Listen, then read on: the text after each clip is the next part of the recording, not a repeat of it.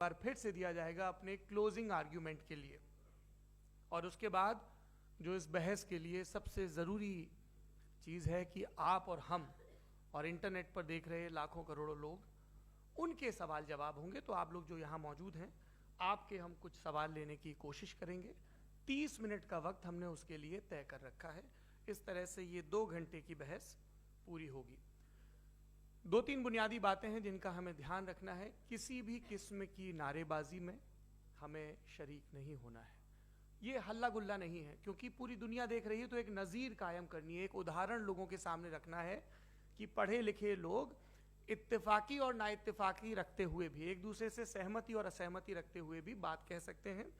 यहाँ पर मेरे JNU के प्रोफेसर बैठे हैं, पुरुषोत्तम अग्रवाल जी, जिन्होंने हमें क्लास में सिखाया है कि सहमति का साहस और असहमति का विवेक, और इसका ठीक उलट भी, ये बड़ा जरूरी है। दूसरी बात, ये किसी एक धर्म के बारे में बहस नहीं है, ये बात सबको स्पष्ट होनी चाहिए। किसी धर्म को महान बताने या किसी धर्म को कमतर बताने की ये बहस नहीं है। तो यदि कोई इस उम्मीद से देख रहा है या यहां आया है, तो मैं आपको आश्वस्त करना चाहता हूं कि आपको नाउम्मीदी हाथ लगेगी। इस बहस में बहुत ज्यादा धार्मिक प्रतीकों के इस्तेमाल को लेकर भी ये दोनों लोग जो अभी आपको गंभीर दिख रहे हैं, भले लोग हैं, कल शाम को चाय पर मिले थे, बहुत हंसी मजाक भी इनके बीच हुआ था, और गलबैयां डालते हुए एक तस्वीर भी हुई थी। ये इस बात का प्रमाण है कि इंटरनेट पर जो हल्ला मचा हुआ है उसके मुकाबले ये दोनों लोग बहुत ही अच्छे शांत ढंग से बहस के लिए राजी हो गए हैं। ट्विटर की बातें ट्विटर तक सीमित, एलन मस्क आजकल उसको एक्स कहते हैं। और अब इस बहस की शुरुआत मैं इन विद्वानों का, हालांकि इनको परिचय की जरूरत नहीं, पर हो सकता है, हमें पत्रकारिता में सिखाया जाता है कि नेवर अज्यूम, विज्ञान भी यही कहता है।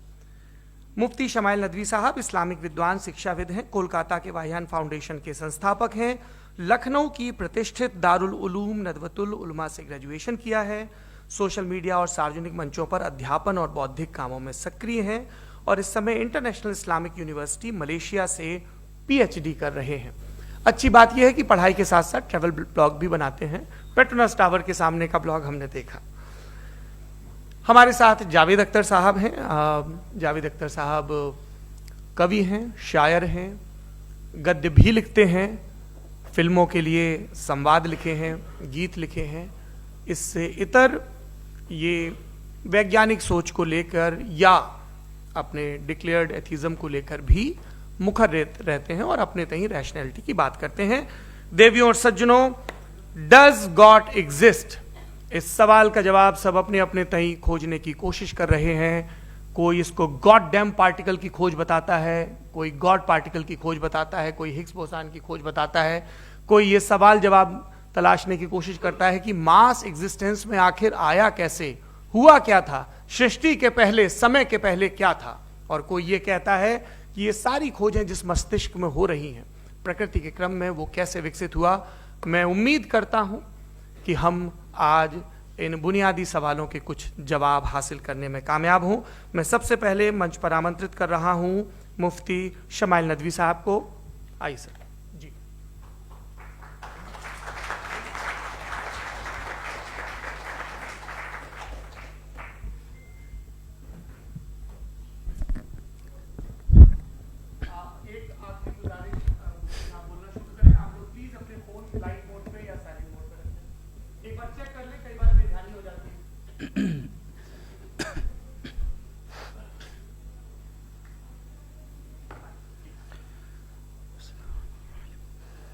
तमाम तारीफ़ें उस क्रिएटर के लिए जिसने इस यूनिवर्स को एक मकसद के तहत पैदा किया है। रिस्पेक्टेड जनाब जावेद अख्तर साहब, मिस्टर सौरभ द्विवेदी, और respected audience, thank you all for being here today. आज की डिबेट में चूंकि हम बात करने वाले हैं डज गॉड एग्जिस्ट के टॉपिक पर, तो ये एक ऐसा टॉपिक है जिसके मुताल्लिक कोई भी डिसीजन लेने के लिए अलग अलग स्टैंडर्ड्स हो सकते हैं। लिहाजा डिबेट के शुरू में यह जरूरी है कि हम ये जान लें कि आज के इस टॉपिक में कौन सा स्टैंडर्ड सही होगा और कौन सा गलत होगा। सबसे पहला स्टैंडर्ड जिसे मैं समझता हूं कि हमारे रिस्पेक्टेड जनाब जावेद अख्तर साहब बड़ी तेजी के साथ उसकी तरफ लपकेंगे, वो है साइंस। जबकि साइंस दर हकीकत खुदा के एग्जिस्टेंस को डायरेक्टली साबित करने या उसके एग्जिस्टेंस को डिनाई करने के लिए स्टैंडर्ड नहीं बन सकती। और उसकी वजह क्या है, ये मैं नहीं कह रहा, ये वो लोग कह रहे हैं जो साइंस के एक्सपर्ट्स हैं। नेशनल एकेडमी ऑफ साइंस कहती है science doesn't have the processes to prove और disprove the existence of God. Why? क्योंकि साइंस का ताल्लुक एम्पेरिकल एविडेंस से है और एम्पेरिकल एविडेंसेस का ताल्लुक हमारे नेचुरल और फिजिकल वर्ल्ड से है, जबकि गॉड नॉन फिजिकल और सुपर नेचुरल रियलिटी है। लिहाजा नॉन फिजिकल रियलिटी को आप उस टूल के साथ नहीं चेक कर सकते जिसका काम फिजिकल रियलिटी को तलाश करना है। लिहाजा आज इस डिबेट में गॉड की एग्जिस्टेंस को साबित करने या उसे डिनाई करने में साइंटिफिक एविडेंस को एक्सेप्ट नहीं किया जाएगा। दूसरा स्टैंडर्ड हो सकता है रेविलेशन, कि रेविलेशन के जरिए हम यह साबित करें कि गॉड एग्जिस्ट करता है या नहीं। लेकिन यह स्टैंडर्ड भी आज इररेलेवेंट है। क्यों? क्योंकि रेविलेशन मेरे नजदीक सोर्स ऑफ नॉलेज है, वैलिड सोर्स ऑफ नॉलेज है, लेकिन हमारे जावेद अख्तर साहब के नजदीक यह वैलिड सोर्स ऑफ नॉलेज नहीं है। लिहाजा आज की डिबेट में मैं एक भी एविडेंस किसी भी मजहबी स्क्रिप्चर से नहीं दूंगा ताकि जावेद अख्तर साहब के लिए वो अनएक्सेप्टेबल ना हो। तीसरा जो मेयार हो सकता है वो है ऑब्जर्वेशन, कि भाई कोई कहे कि हमें खुदा दिखाओ, अगर है तो दिखाओ, या ये कि खुदा के एग्जिस्टेंस पर एम्पेरिकल एविडेंस दो, तो ये है दर हकीकत गलत टूल का इस्तेमाल करना। ये ऐसा ही है कि जावेद साहब मुझसे ये मुतालबा करें कि मुफ्ती साहब आप मेटल डिटेक्टर के जरिए प्लास्टिक डिटेक्ट करके दिखाएं। अब चूंकि प्लास्टिक डिटेक्ट नहीं हो पा रही है लिहाजा plastic does not exist. No, you are using the wrong tool. इस टूल से प्लास्टिक को डिटेक्ट नहीं किया जाता। लिहाजा मैं समझता हूं कि गॉड के एग्जिस्टेंस पर एम्पेरिकल एविडेंस का मुतालबा करना एक बचकाना मुतालबा है, और हमारे रिस्पेक्टेड जनाब जावेद अख्तर साहब इस स्टेज से अब बहुत आगे निकल चुके हैं।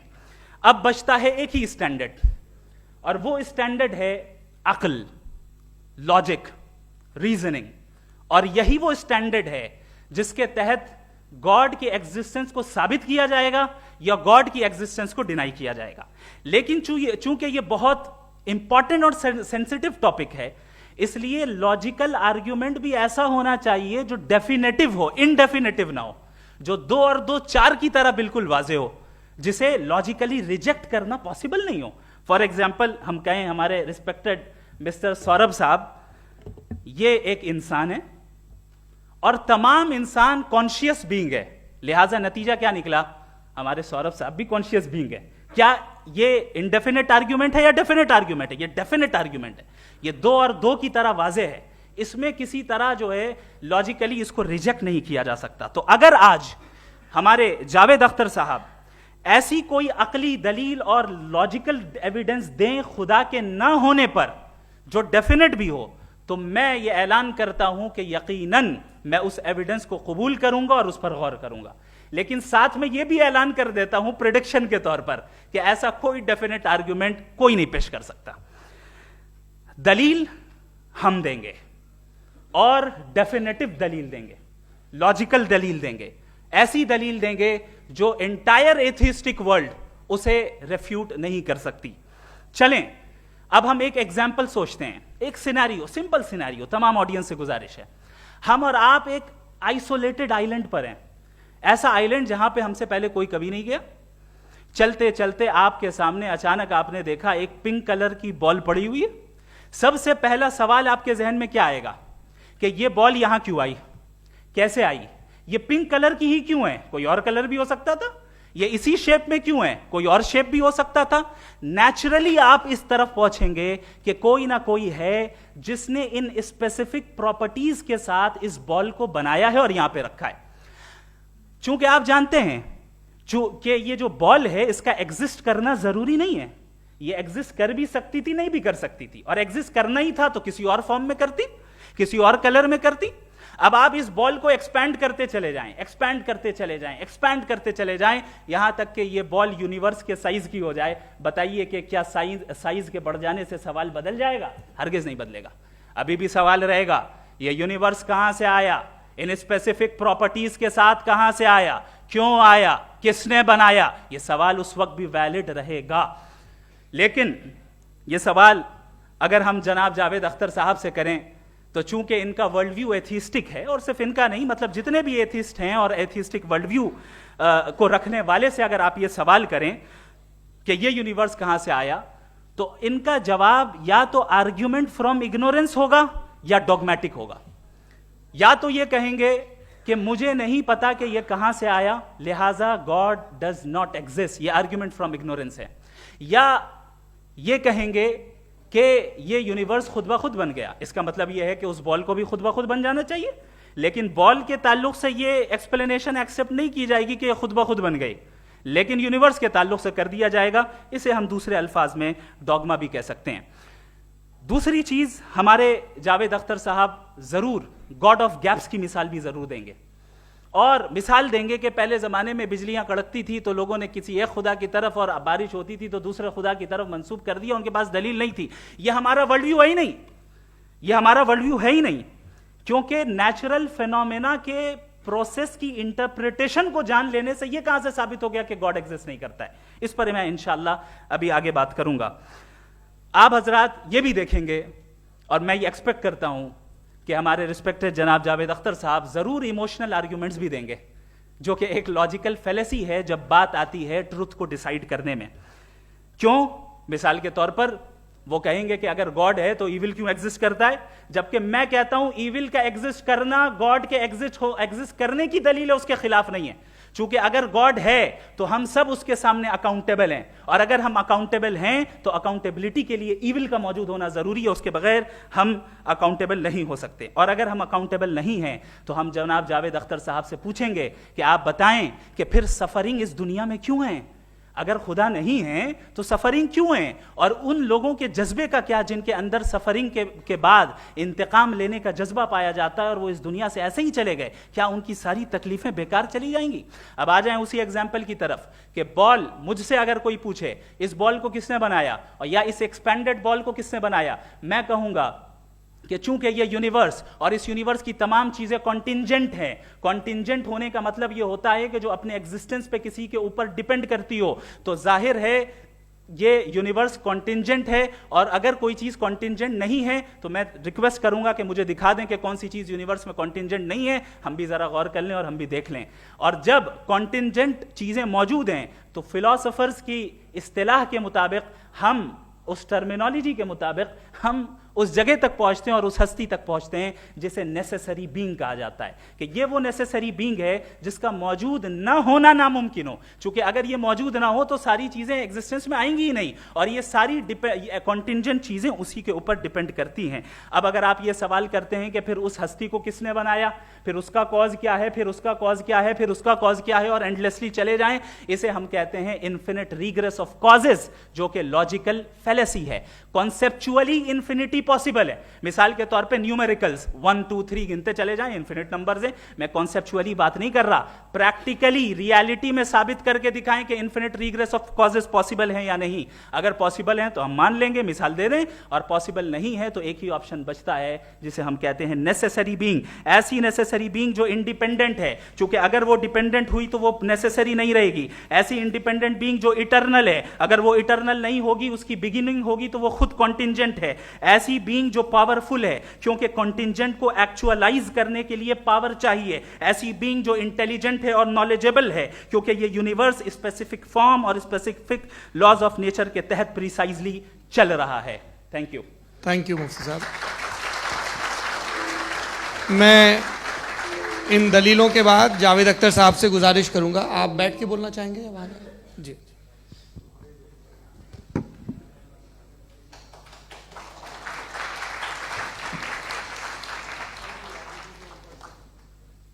पहले तो मैं मुफ्ती साहब को एक अच्छी खबर देना चाहूँगा कि मेरी नॉलेज साइंस के बारे में बड़ी मामूली है, तो आप फिक्र ना करें उसकी, लेकिन कुछ कॉमन सेंस है मुझ में।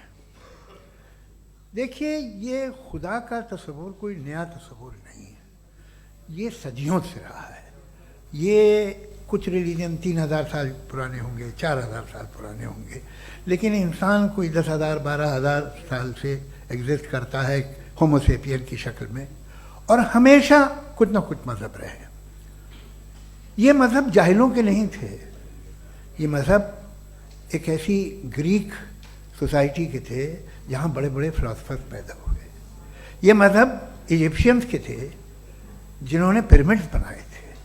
ये रोमन्स के थे कि जिनका आर्किटेक्चर और सेनेट यानी पहली बुनियाद डेमोक्रेसी की लिमिटेड थी मगर डेमोक्रेसी थी, ये उन लोगों ने किए थे। तो इनका जो जुपिटर था, रा था, ज़्यूस था, उन्हें उस पर इतना ही एतमाद था जितना आज किसी मजहबी आदमी को अपने खुदा पे होगा।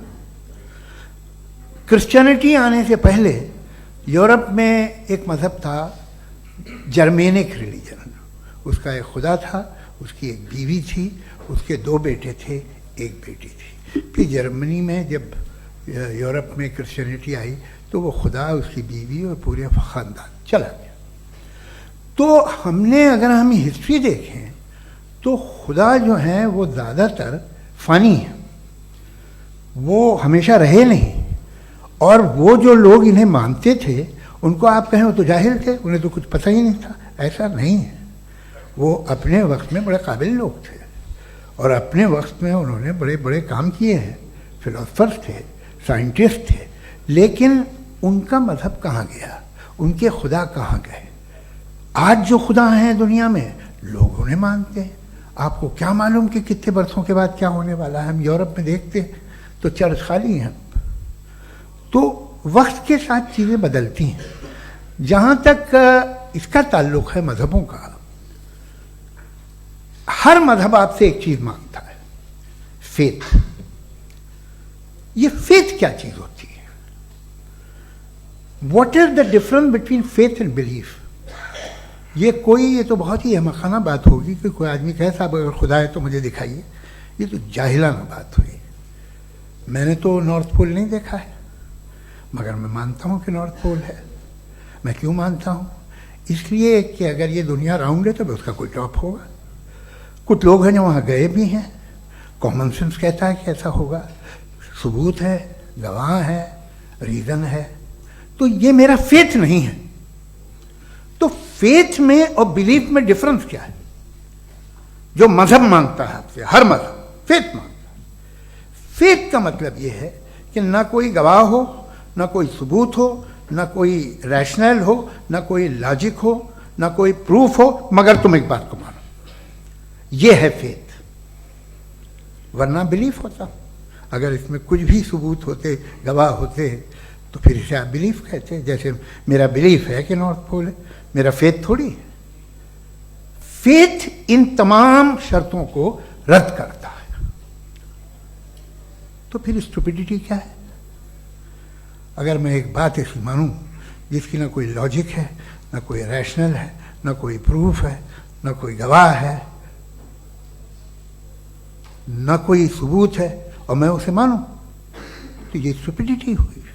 इसे ही भाई कल को मैं यकीन कर लूं कि एलॉन मस्क जो है मेरा भाई है, तो मुझे इंतहाई खुशी होगी, सुकून भी बहुत मिलेगा मुझे।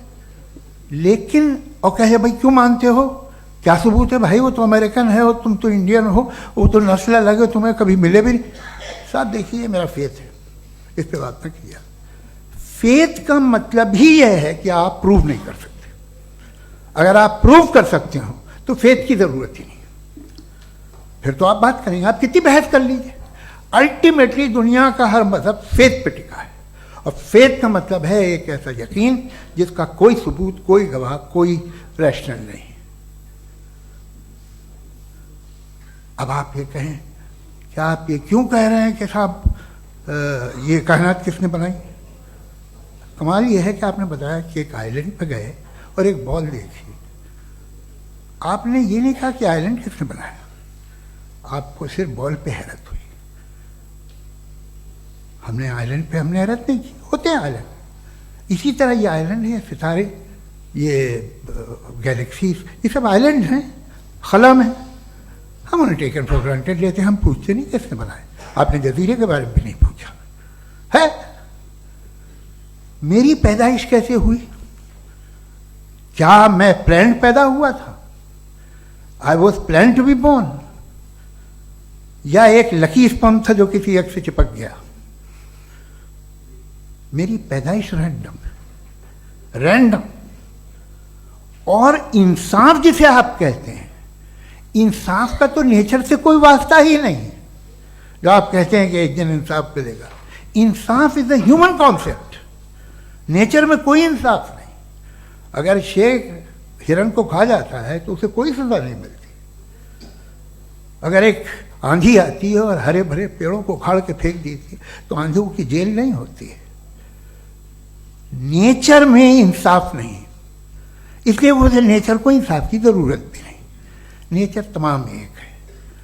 अब हम कहें कि साहब ये देखिए जो मैंने खाना खाया था, ये मेरी आंख तो नहीं यूं कर दिया उसे, तो इसे सजा मिलनी नहीं, वो सिस्टम है, ऐसे ही चल रहा है।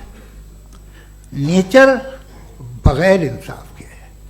इंसाफ इज अ ह्यूमन कॉन्सेप्ट। तो जो आपसे कहता है कि मैं तुम्हें इंसाफ दूंगा, वो इंसानी जहन की पैदावार है। ये नेचुरल है ही नहीं, ये आसमानी है ही नहीं। नेचर का तसव्वुर, इंसाफ का तसव्वुर। भाई आप साथ मिलते हैं, अब आप लेफ्ट हैंड ड्राइव करते हैं, ये क्या है?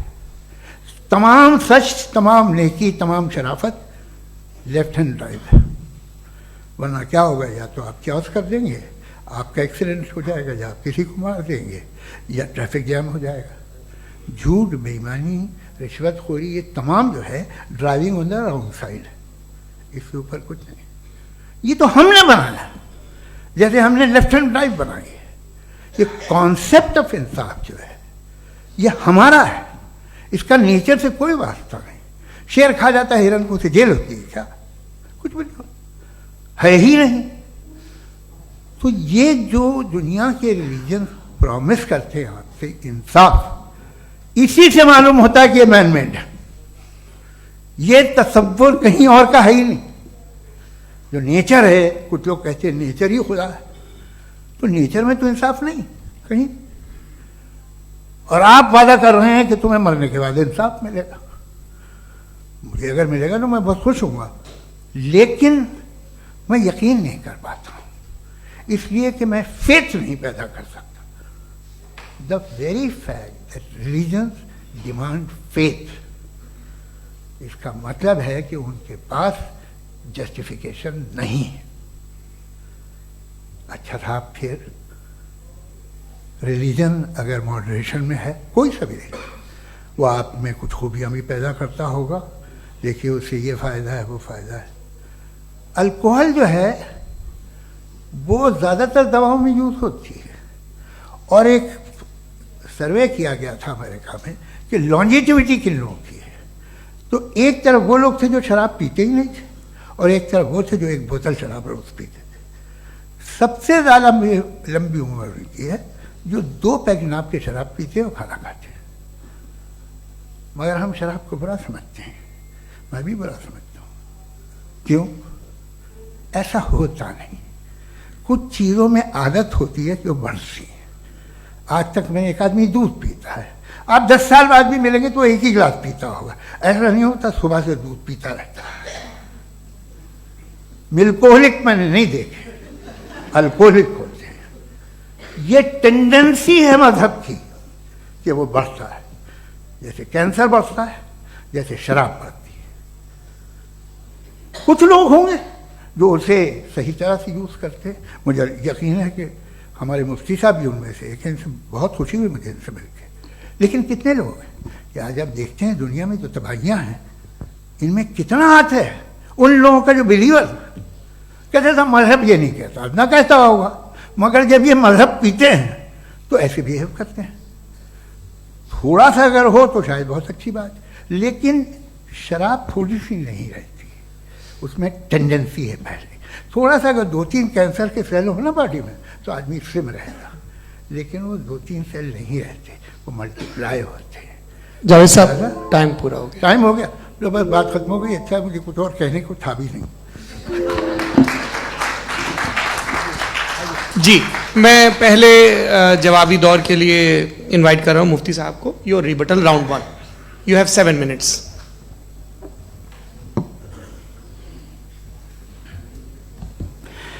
Thank you very much Javed साहब, आपकी बात को सुनकर बड़े महजूज हुए हम लोग। महजूज, do you understand? We enjoyed. Okay, अब थोड़ा सा लॉजिकली उसको हम लोग देखते हैं। दरअसल हम लोगों ने कल गुजारिश की थी मुफ्ती साहब से भी, जावेद साहब से भी, कि हिंदुस्तानी जबान आम फहम सबको समझ में आ जाए और जहां कहीं आप मुश्किल शब्द इस्तेमाल करें वहां बताते भी चलें। Thank you. तो सबसे पहले हमारे रिस्पेक्टेड जावेद साहब ने हवाला दिया कि खुदा फानी है। कितने मजहब आगे चले गए, किसी ने जुपिटर को खुदा माना, किसी ने किसी को माना। मैं कहता हूं जिसने कॉन्टिंजेंट चीज को खुदा माना, गलत माना, वो खुदा ही नहीं, वो खुदा ही नहीं है। हम तो नेसेसरी बीइंग को साबित करने बैठे हैं, वो नेसेसरी कॉज जो इटरनल है, जो अबदी भी है और अजली भी है। हम किसी और को साबित करने नहीं बैठे। दूसरी चीज उन्होंने कहा कि फेथ एंड बिलीफ, ये एक ऐसी डेफिनेशन है फेथ की जो इन्होंने पहली मर्तबा पेश की है, या माफ कीजिएगा इन्होंने पहली मर्तबा पेश नहीं की है, रिचर्ड डॉकिंस ने पहली मर्तबा पेश की है। मुझे मालूम है ये सोर्स कहां से है। एपिस्टेमोलॉजिकली फेथ और बिलीफ का फर्क आप इस तरह नहीं कर सकते सर। फेथ सही भी होता है, गलत भी होता है। बिलीफ सही भी होता है, गलत भी होता है। जो लॉजिक, रीजन और एविडेंस से बैक्ड होगा वो फेथ सही होगा। और आप जिस फेथ की बात कर रहे हैं कि इलॉजिकल है और उसके पीछे नहीं है, तो we are on the same page. हम नहीं मानते उस फेथ को, जो फेथ ऐसा हो जिसके पीछे कोई लॉजिक ना हो, एविडेंस ना हो, हम नहीं मानते। हम तो उस फेथ के कायल हैं जिसके पीछे लॉजिक हो और एविडेंस हो। तो बिलीफ सही भी होता है, गलत भी होता है, फेथ भी सही होता है और गलत भी होता है। तो आज फेथ और बिलीफ के डिफरेंस पे बात नहीं हो रही है। आज आप चाहे फेथ एक्सेप्ट कर लें या बिलीफ एक्सेप्ट कर लें, आज ये बात होगी कि ट्रूथ क्या है, चाहे ट्रू बिलीफ सही है या ट्रू फेथ सही है, और फॉल्स फेथ क्या है और फॉल्स बिलीफ क्या है, बात इस पे हो रही। दूसरी चीज इन्होंने पूछा स्टुपिडिटी फिर क्या है। अगर फेथ रिलीजन स्टुपिडिटी नहीं है तो और क्या है? चूंकि फेथ का मुतालबा करते हैं तो स्टुपिडिटी क्या है? मैं कहता हूं स्टुपिडिटी एथिज्म है। उसकी वजह यह है कि आप एक सड़क पे जा रहे हो और आप किसी गार्डन में जाएं और देखें वहां लिखा है फूलों के साथ I love Javed Akhtar, and I really do, I love you sir. So जब आप वहां पर पहुंचे तो वहां पहुंचकर अब ये बताएं, क्या आप ये कहेंगे वाह व्हाट अ नेचुरल सिलेक्शन? ये क्या नेचुरल सिलेक्शन है? नहीं, ये प्रिसाइजली डिजाइंड है, इसके पीछे डिजाइनर है। लिहाजा अगर कोई एक ऐसी कॉमन सेंस की बात को कबूल नहीं कर रहा है कि यूनिवर्स जो इतने प्रिसाइजली काम कर रहा है, हम कह दें कि खुद ब खुद बन गई, मैं समझता हूं इससे बड़ी स्टुपिडिटी और कुछ नहीं है। ये रैशनल चीज है। फिर हमारे सर ने कहा कि आपने बॉल पे फोकस किया, आइलैंड पे फोकस नहीं किया। अरे आइलैंड को किसने बनाया यही समझाने के लिए तो बॉल की मिसाल दे रहा हूं। और बॉल भी कॉन्टिंजेंट है, आइलैंड भी कॉन्टिंजेंट है, दोनों नेसेसरी बीइंग का मुतालबा करते हैं। आगे इन्होंने कहा कि नेचर में कोई इंसाफ नहीं है। हम डिसाइड करते हैं कि मोरालिटी क्या होती है, इंसाफ क्या होता है। हम डिसाइड करते हैं, जैसे ड्राइविंग सीट में ट्रैफिक वाला, ये तो किसी खुदा ने नहीं कहा, ये है, इसे कहते हैं फॉल्स इक्विवेलेंस। ये एक लॉजिकल फेलेसी है। आपने जो है मिसाल दी ड्राइविंग की और ट्रैफिक की, ये सब्जेक्टिव मोरालिटी है। आप सब्जेक्टिव मोरालिटी को मिसाल बनाकर ऑब्जेक्टिव मोरालिटी के ऊपर नहीं थोप सकते। इंसाफ की ऑब्जेक्टिव मोरालिटी। अगर आप ये कहते हैं कि नेचर में इंसाफ नहीं है, तो इंसाफ का न होना ये नेचुरल हुआ, तो फिर नेचर को नेचर रहने दे। क्यों हम इतना स्ट्राइव कर रहे हैं दुनिया में इंसाफ लाने के लिए? ये तो इलॉजिकल बात है, इरैशनल बात है। इसलिए बहुत सी चीजें ऐसी हैं जो ऑब्जेक्टिवली जो है इविल या गुड हैं, और बहुत सी चीजें ऐसी हैं जो सब्जेक्टिवली हैं। सब्जेक्टिवली जो मोरल होता है या इमोरल होता है, उसको हम सोशल कंसेंसस से या पर्सनल प्रेफरेंस से डिसाइड करते हैं। लेकिन जो ऑब्जेक्टिव मोरालिटी है, जिसमें इंसाफ आया, जो इन्होंने बार बार रिपीट किया, ये ऑब्जेक्टिव है, सब्जेक्टिव नहीं है। अगर आप कहते हैं ये सब्जेक्टिव है, तो मेरा सवाल आपसे ये है, क्या सोशल कंसेंसस के जरिए अगर जुल्म को सही करार दे दिया जाएगा तो आप जुल्म को जस्टिफाई करेंगे? दूसरी चीज इन्होंने यह कहा कि 2 पैक शराब पी लें तो वो उतने पे नहीं रहता, बढ़ जाता है। यही मामला मजहब के साथ है। 2 पैक आप पी लें, बढ़ेगा। तो ये एक ऐसी मिसाल है, इसको कहीं भी फिट कर लें कि आप एथिज्म पे जब फिट करें, जब आप 2 पैक एथिज्म का लेंगे ना, तो वो बढ़ बढ़ के नॉर्थ कोरिया बनेगा। Thank you.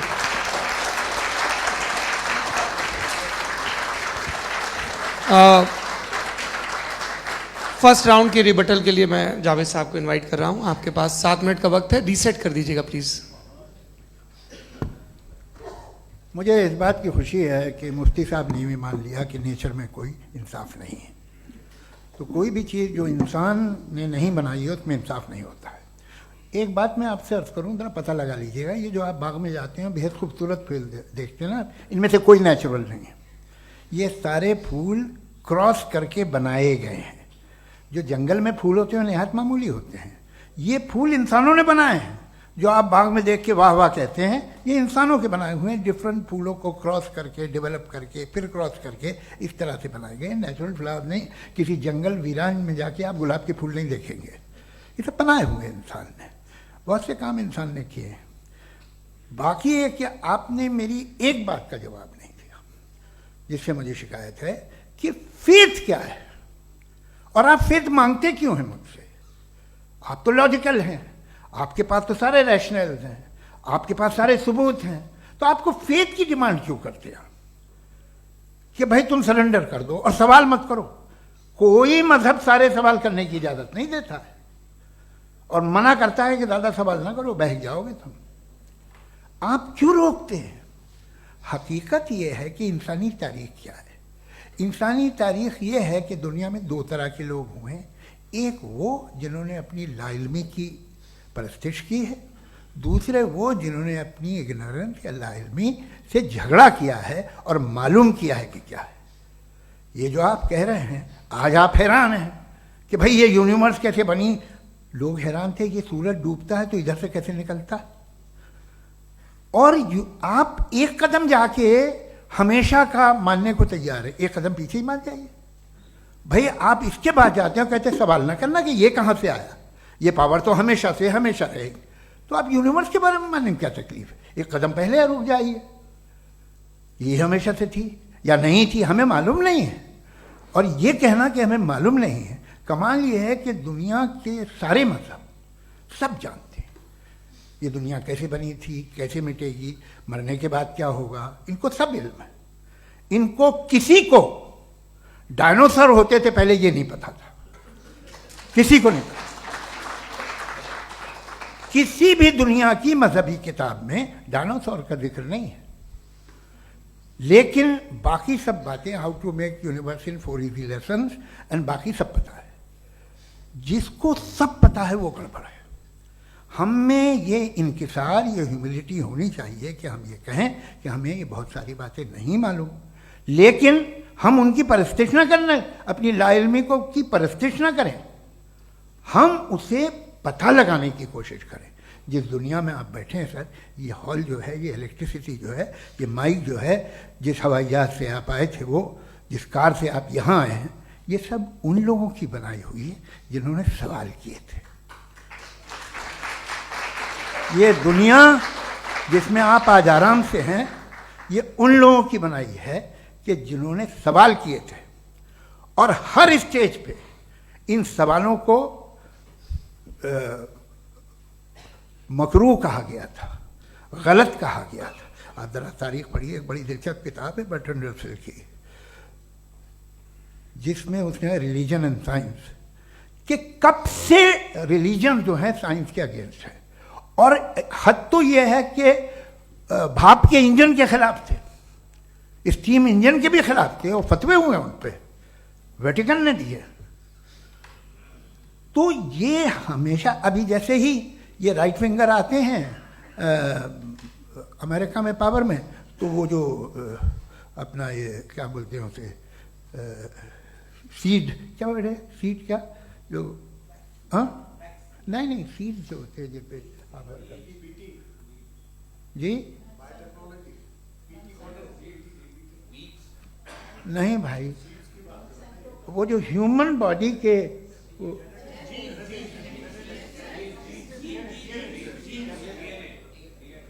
उस पर रिसर्च बंद हो जाती है, रिपब्लिकन नहीं करने देते। अरे भाई इतना डर क्या है तुम्हें? एक ज़माने में बहुत नाराज थे ये सारे मजहबी लोग कि ये इंसान तो इंसान बनाने की कोशिश कर रहा है। आपको क्या तकलीफ भाई, बना ले तो बना लेने दो, ये खौफ क्या है? और ये सब आज जो आप कह रहे हैं नामुमकिन है, ये कैसे हुआ? मुझे एक किस्सा याद आता है। जब मैं 6ठी क्लास में था तो मैं मैथमेटिक्स में बहुत वीक था, तो एक टीचर रख दिया गया, उसने 1 2 3 4 5 6 7 को सिखा दिया मुझे। वो दिन मैं भूल नहीं सकता हूँ मुफ्ती साहब, जिस दिन उसने ये बताया कि 1/2 क्या होता है और 3/4 क्या होता है, मुझे ऐसा लगा कि मेरा सर बीच से फट जाएगा। ये आदमी कह रहा है कि जो दीवार के अंदर जाओ वॉक करते हुए। आज हंसता हूँ मैं इस बात पे। तो आज जो बातें आपके जहन से बिल्कुल परे हैं और आप हैरान होते हो उन्हें देख के, एक वक्त आएगा कि मामूली लगेंगे। और हुआ है, आपकी इंसानी तारीख ही है। इतनी जल्दी सारे फैसले आप मत कर लीजिए, थोड़ा ये ह्यूमिलिटी रखिए कि भाई ये हमें नहीं मालूम। ये कहने में क्या आ रहा है? ये यूनिवर्स कहाँ तक फैली, ये कब से है और कब तक रहेगी, हमें नहीं मालूम। आपने फैसला कर लिया कब बनी।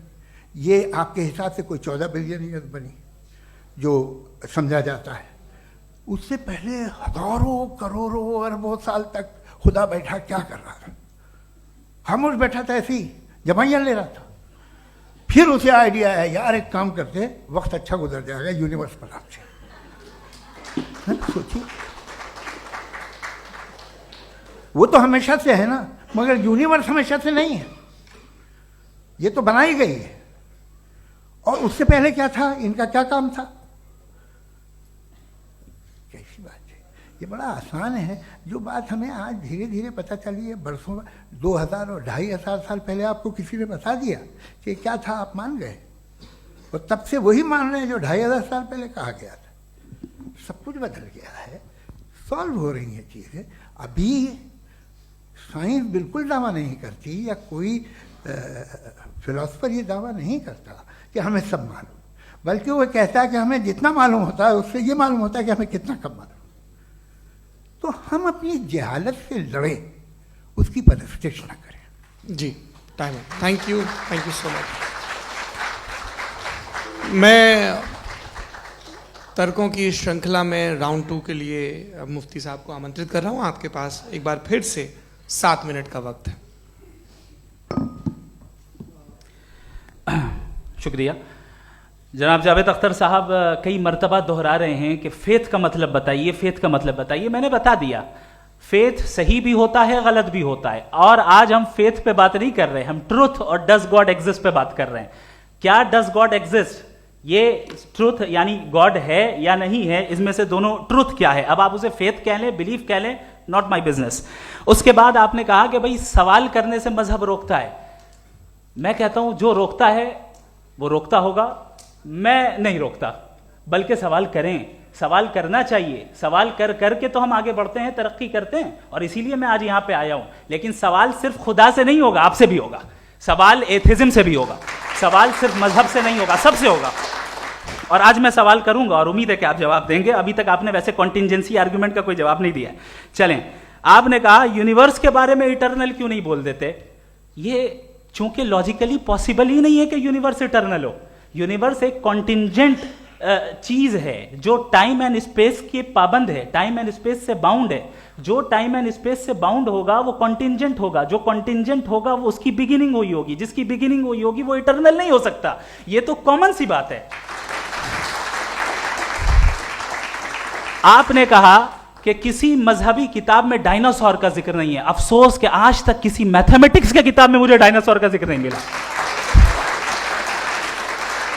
तो इसका मतलब मैथमेटिक्स की किताब बेकार है? नहीं, उसका वो टॉपिक नहीं है। रेवलेशन का और मजहबी किताबों का टॉपिक ये नहीं है कि आपको आके बताए साइकिल कैसे बनाते हैं, या आकर ये बताएं कि जो है डायनासोर कब था। वो तो मोरालिटी सिखाने आया है, गॉड के बारे में बताने आया, नॉन फिजिकल रियलिटी की हकीकत को सिखाने के लिए आया। रिलीजियन साइंस को रोकता है? नहीं रोकता। अगर रोकता है तो गलत करता है। रिलीजियन साइंटिज्म को रोकता है, जिसमें हमारे जावेद साहब मुब्तला हैं। साइंस और साइंटिज्म में फर्क है।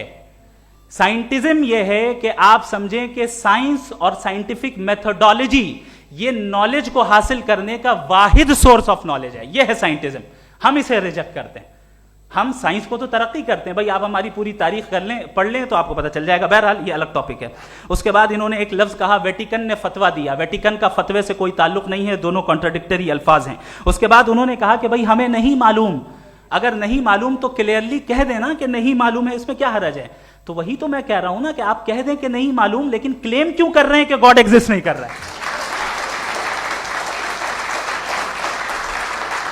आप कह दें नहीं मालूम है, हो सकता है हो सकता ना हो, लेकिन आप क्लेम कर रहे हैं. The moment you say God does not exist, this is a claim, and now the burden of proof is upon you too, जैसे हमारे ऊपर है. और क्यों है मैं बताता हूं, क्यों है ये भी मैं बताता हूं. फिलोसॉफिकली जो क्लेम होता है ना, सिर्फ ये नहीं होता कि इंसान कहे पॉजिटिव क्लेम करे और नेगेटिव क्लेम करे तो बर्डन ऑफ प्रूफ नहीं है. आप मिसाल के तौर पे मैं कहूं कि फुला उस कमरे में कोई नहीं है, मैंने एक नॉलेज का क्लेम किया है. उस कमरे में कोई नहीं है, मैंने एक नॉलेज का क्लेम किया. या तो मैं कहूं मुझे नहीं पता, हो भी सकता है नहीं भी हो सकता है, this is not a claim. लेकिन जब मैं कह रहा हूं कि वहां कोई नहीं है, या मैं कह रहा हूं वहां कोई है, दोनों क्लेम है और दोनों के ऊपर बर्डन ऑफ प्रूफ है. हमारे ऊपर भी बर्डन ऑफ प्रूफ है, मैंने कंटिजेंसी आर्ग्यूमेंट दिया, इसे तोड़कर दिखाइए. आखिरी चीज, इन्होंने कहा कि खुदा दुनिया बनाने से पहले 150 साल पहले या करोड़ों साल पहले क्या कर रहा था. अरे हजरत, चलें बहरहाल मैं जवाब दे देता हूं. आप हमारे रिस्पेक्टेड पर्सनालिटी हैं, अगर आप नहीं होते तो मैं ऐसे एंटरटेन ही नहीं करता. टाइम, ये 100 साल पहले या 100 साल बाद, पहले बाद में अभी, ये वो अल्फाज हैं जिनका ताल्लुक टाइम से है. टाइम शुरू ही हुआ है यूनिवर्स की बिगिनिंग के बाद, तो उसके पहले खुदा क्या कर रहा था? सवाल इलॉजिकल है, ये फेलेसी है. यानी आप ये कह रहे हैं कि यूनिवर्स के बनने से पहले खुदा क्या कर रहा था? टाइम के बनने से पहले, पहले का ताल्लुक टाइम से, टाइम उस वक्त था ही नहीं, तो ये सवाल ही इनवैलिड है खुदा के ताल्लुक से. दूसरी चीज, आर्ग्यूमेंट ऑफ कंटिजेंसी जो मैंने आपके सामने पेश की है, आपने बार बार ये प्रूफ किया और ये कह रहे हैं कि गॉड ऑफ गैप्स. देखिए, पहले नहीं मालूम था, साइंस ने कर दिया. सिंपल्स की मिसाल से मैं समझा देता हूं. जिस गैप्स की आप बात कर रहे हैं ना, साइंस उन गैप्स को जिन चीज के जरिए भी प्रूव करेगा वो कॉन्टिंजेंट ही होगा. अब चाहे वो फोर्स हो, मैटर हो या एनर्जी हो. लिहाजा सवाल हमारा उस वक्त भी वैलिड होगा जब तक कि आप नेसेसरी बीइंग पे ना आ जाएं. और इन्फिनिट रिगरेस पॉसिबल नहीं है of causes in practical world, तो जाहिर है कहीं रुकना पड़ेगा. जहां रुकेंगे वही खुदा है. दूसरी चीज, आपने ये कहा, क्या कह रहा था मैं, किस पॉइंट को? What? Oh no, after that. Just now. हाँ, जहां रुकेंगे वही खुदा है. बहरहाल, तो टाइम का जिक्र हो गया. गॉड ऑफ गैप, सॉरी, या इसकी एक मिसाल आप ले लें. एक कार है, एक साहब ने देखा कि भाई कार जो है उसके व्हील्स कितने अच्छे लगे हुए हैं, सही जगह पे. स्टीयरिंग जो है कितने अच्छे जगह पे लगी हुई है, और सीट्स कितने वेल डिजाइंड है, कितनी प्रिसाइजली ये कार काम कर रही है. तो जरूर कोई ना कोई इसे क्रिएट किया है, किसी ने क्रिएट किया है. अब जावेद साहब आए और कहे, अरे जनाब बोनेट खोलिए, इसमें इंजन है, इंजन इस कार को चला रहा है, hence prove no one has created the car. This is illogical, this is irrational. आपने इंजन के जरिए उस गैप को तो साबित किया, लेकिन क्या उससे कार की जो क्रिएशन है और उसका जो क्रिएटर है ये इम्पॉसिबल हो जाए? ऐसा पॉसिबल है? उसका सवाल खत्म हो जाए, ऐसा पॉसिबल है? नहीं. आपने गैप्स को फिल करके, कॉन्टिंजेंट चीजों से गैप्स को फिल करके हमारे ऑब्जर्वेशन को और ब्रॉड कर दिया. अब हमें और पता चल गया कि ये जो कार है इसका सिस्टम कितना ज्यादा कॉम्प्लेक्स है. पहले कम समझते थे, अब कॉम्प्लेक्सिटी और ज्यादा वाजे हो गई. अब हमें समझ में आ रहा है कि हमारी सर्टेनिटी और बढ़ गई कि जरूर इस कार को किसी ना किसी ने बनाया. यही मामला यूनिवर्स का है. साइंस हमेशा फिजिकल वर्ल्ड की चीजों को ही फिल करती जाएगी और फिजिकल चीजों से ही करती जाएगी, चूंकि एम्पेरिकल एविडेंस का ताल्लुक फिजिकल वर्ल्ड से है. आप साइंस के जरिए मेटाफिजिकल रियलिटी को कभी साबित नहीं कर सकते. ये रॉन्ग टूल का इस्तेमाल करना है. ये वही काम है कि आप मेटल डिटेक्टर से प्लास्टिक डिटेक्टर करने चलें, जो कि जाहिर है सही नहीं है. Thank you.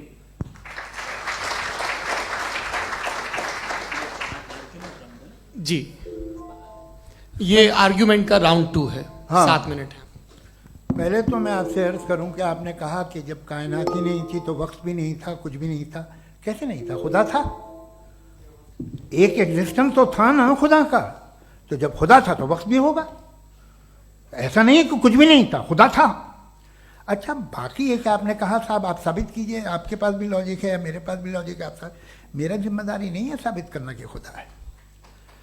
बर्टन रसल ने एक बड़ी अच्छी बात कही। बर्टन रसल ने एक बड़ी अच्छी बात कही। मैं आपसे अगर ये दावा करूं कि एक चाय की केतली मरीख के चारों तरफ घूम रही है, मार्स के चारों तरफ, तो यह आपका काम नहीं है कि आप साबित करें कि कोई चाय की केतली नहीं है। ये मेरा काम है, मैंने दावा किया है। ये दावा तो मजहबी लोग करते हैं कि खुदा है, मैं क्यों साबित करूं कि नहीं है? जब तक आप मुझे कन्विंस नहीं कर देंगे मैं नहीं मानूंगा। आपकी जिम्मेदारी है, मेरी जिम्मेदारी नहीं है। दोयम ये कि ये जो आप कह रहे हैं, जो गैप्स हैं, ये गैप जब जब किसी मजहब को चैलेंज करते हैं, जब ऐसा कोई बात आती है तो हंगामा हो जाता है कि जब वो चैलेंज करें किसी फेथ को। ये तमाम साइंस जो है इसे मुख्तलिफ जगहों पे मुख्तलिफ वक्तों में मजहब ने रोकने की कोशिश की है। ये किताब है religion and science, Burton Russell की, पढ़िएगा, अच्छी लगेगी आपको। तारीख ही है साइंस, मजहब की साइंस से उसका यही रिश्ता है। अच्छा, अब ये हम सोचें कि बहरहाल ये वजूद जो है मजहब और ये बिलीव इन गॉड इंसान को बेहतर बना देता है, तो एक काम कीजिए, हिंदुस्तान वर्ल्ड का नक्शा लीजिए और मार्क कीजिए कि रिलीजन कहाँ कहाँ ज़्यादा है, कहाँ कहाँ, चाहे वो लैटिन अमेरिका हो या मिडल ईस्ट हो या फार ईस्ट हो या हिंदुस्तान के वो इलाके जहाँ मजहबियत ज़्यादा है। रख दीजिए नक्शा अलग। अब दूसरा नक्शा कि कहाँ कहाँ नाइंसाफ़ी, रिप्रेशन, औरतों के हुकूक की पामाली, जुल्म, डिक्टेटरशिप कहाँ है, नक्शा एक ही होगा। तो आप मुझे बताएं कि जो इसका तरकीब इस्तेमाल क्या है, खुदा का तरकीब इस्तेमाल तो बताइए। आप छोटी सी दवा सड़क पे बेचते हैं, उसकी भी तरकीब इस्तेमाल बताते हैं। इसके इस्तेमाल से तो फायदा नहीं हुआ किसी को। जो सारे के सारे खराब मुल्क हैं, खराब समाज है, वो सारे जुल्म खुदा के नाम पे करते हैं। वो गलत करते हैं, सही करते हैं, मुझे क्या लेना देना उससे। इस्तेमाल से मालूम होता ना। एक विस्की की बोतल कभी शायद देखी हो आपने, लाल रंग की होती है, उस पर रोशनी और छिपड़ा इंतहाई खूबसूरत लगती है, क्या बिगाड़ रही है किसी का? उसका इस्तेमाल गलत है, इसलिए आप उसे नापसंद करते हैं। इसका इस्तेमाल गलत है, इस तसव्वुर का इस्तेमाल ही गलत है और हमेशा से गलत हुआ है। आप देख लीजिए, इंसानी तारीख देख लीजिए, आज देख लीजिए, हिंदुस्तान देखिए, दुनिया देख लीजिए, क्या हो रहा है। इसे कैसे इस्तेमाल कर रहे हैं फेथ वाले लोग? क्या फेयर हैं, जस्ट हैं, जो अपने खुदाओं पे यकीन रखते हैं? वो किस तरह के लोग हैं? वो लोगों को इंसाफ देते हैं, वो बेहतर इंसान बने। तो इस दवा का फ़ायदा क्या है? चलो बहुत फ़ायदा हो रहा तो मैं इस्तेमाल कर लूँगा, मैं मुझे तो इस दवा का कोई फ़ायदा दिखता ही नहीं। मुझे तो ऐसा लगता, मैं एक और बात बताऊं, अगर कोई आदमी मजहबी है और अच्छा आदमी है तो मैं उसकी बहुत इज्जत करता हूँ, इसलिए कि मेरा ख्याल है मजहबी आदमी का अच्छा होना मुझसे अच्छा होने से ज़्यादा मुश्किल है। भाई हर चीज़ की एक लिमिट है। आप इतना भाग सकते हैं, इतना नहीं भाग सकते, इतना वजन उठा सकते, इतना नहीं उठा सकते, इतना दूर देख सकते हैं, इतना दूर नहीं देख सकते। उसी तरह कॉमन सेंस कहता है कि आप में नेकी का भी एक कोटा होगा। अब आप अगर सुबह जाते हैं अपनी इबादत गाह और इबादत करते हैं तो बाहर निकलते हैं तो आप तो यही महसूस करते हैं कि आपने एक बहुत अच्छा काम किया, आपकी नेकी का एक बहुत बड़ा कोटा खर्च हो गया जिससे किसी का कोई फ़ायदा नहीं। मैं तो नहीं जाता हूँ तो मुझे तो किसी को खाना खिलाना पड़ेगा, किसी बेवा की मदद करनी पड़ेगी। मैं अपना कोटा कैसे कंज्यूम करूं? आप अपना कोटा, सारे मजहबी लोग इंतहाई यूजलेस कामों में यूज करते हैं। उसके बाद भी अगर आप में बच्ची है थोड़ी सी शराफत, तो भाई वाह क्या बात है।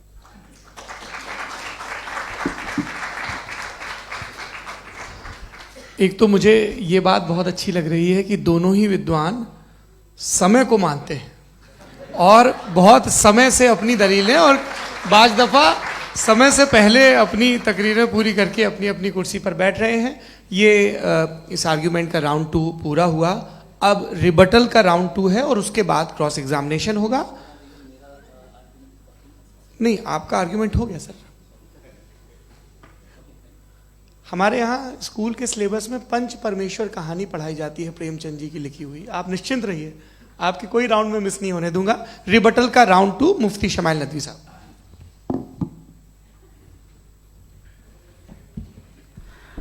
असल में जो हकीकी प्रॉब्लम है, असल प्रॉब्लम है, वो ये है कि जावेद साहब के पास कॉन्सेप्ट ऑफ गॉड क्लियर नहीं है। इन्होंने कहा कि कायनात से पहले खुदा तो था, तब भी तो टाइम होगा। ये टाइम कायनात का हिस्सा है। हम खुदा, उस खुदा को मानते हैं, नेसेसरी बीइंग का टाइमलेस होना जरूरी है, चूंकि वो टाइम का क्रिएटर है। जब उसने टाइम को क्रिएट किया तो वो खुद टाइम पे कैसे होगा? उसने जब स्पेस को क्रिएट किया तो खुद स्पेस में कैसे होगा? अगर वो टाइम एंड स्पेस को पहले से ही उसका पाबंद है तो फिर किस चीज को उसने क्रिएट किया? लिहाजा ये सवाल गलत है कि खुदा था तो टाइम होगा। बिल्कुल नहीं, टाइम के पाबंद हम है, खुदा नहीं है। हम फिजिकल वर्ल्ड से ताल्लुक रखते हैं, वो मेटाफिजिकल रियलिटी है। दूसरी चीज इन्होंने मिसाल दी कि चाय की केतली हवा में घूम रही होगी, और पता नहीं शायद वो बर्टन रसल का उन्होंने हवाला दिया। बहरहाल यही प्रॉब्लम है। प्रॉब्लम यही है कि हम चीजों के दरमियान डिफरेंशिएट नहीं कर पाते। ये जो आपने मिसाल दी ये इमेजिनेशन है, और मैं जो साबित कर रहा हूं वो लॉजिकल नेसेसिटी है। आप इमेजिन करने आए तो कुछ भी करें, जुपिटर में पिंक एलिफेंट होगा, यूनिकॉर्न होगा, करें, उससे कायनात पे क्या फर्क पड़ता है? उससे आप लॉजिकल नेसेसिटी साबित नहीं कर सकते। मैं तो उस प्राइम कॉज की बात कर रहा हूं, उस नेसेसरी बीइंग की बात कर रहा हूं जिसके बगैर इस कायनात का एग्जिस्टेंस मुमकिन नहीं है। दूसरी चीज, मजहब को साइंस चैलेंज करती है वगैरह वगैरह, ये हमारा टॉपिक ही नहीं है। मैं इस पर बात करूंगा तो फिर मेरा वक्त चला जाएगा। मजहब के ऊपर चूंकि हमारी डिस्कशन नहीं है, साइंस को मजहब और बिलखुसूस मैं और हमारा वर्ल्ड व्यू कम अज कम साइंस को पीछे नहीं करता है, साइंटिज्म की मजम्मत करता है। इसकी वजाहत मैंने पहले कर दी।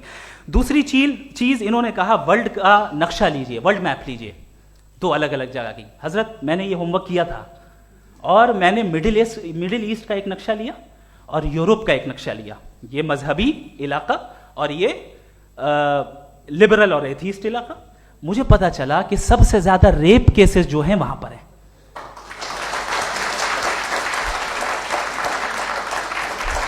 मुझे ये पता चला यूएन की रिपोर्ट के मुताबिक, मैं ये अपने घर से नहीं लेके आ रहा, कि जो वर्किंग वुमेन है यूरोपियन कंट्रीज में, उसमें 81% वुमेन सेक्सुअल हैरेसमेंट का वर्क में शुमार हो रही है। ये मिडिल ईस्ट में नहीं हो रहा है, वो मजहबी लोग हैं इसलिए नहीं हो रहा है। दूसरी चीज, आपने ये कहा कि मजहबी आदमी का अच्छा होना हमारे अच्छे होने से बहुत मुश्किल है, बहुत मुश्किल है। तो इसका मतलब यह है कि गॉड के अलावा आपके पास अच्छे और बुरे का कोई स्टैंडर्ड है। मैं चाहूंगा कि कन्वर्सेशनल स्टाइल वाली डिस्कशन और सेगमेंट पे इसी पे बात कर लेते हैं। Thank you very much.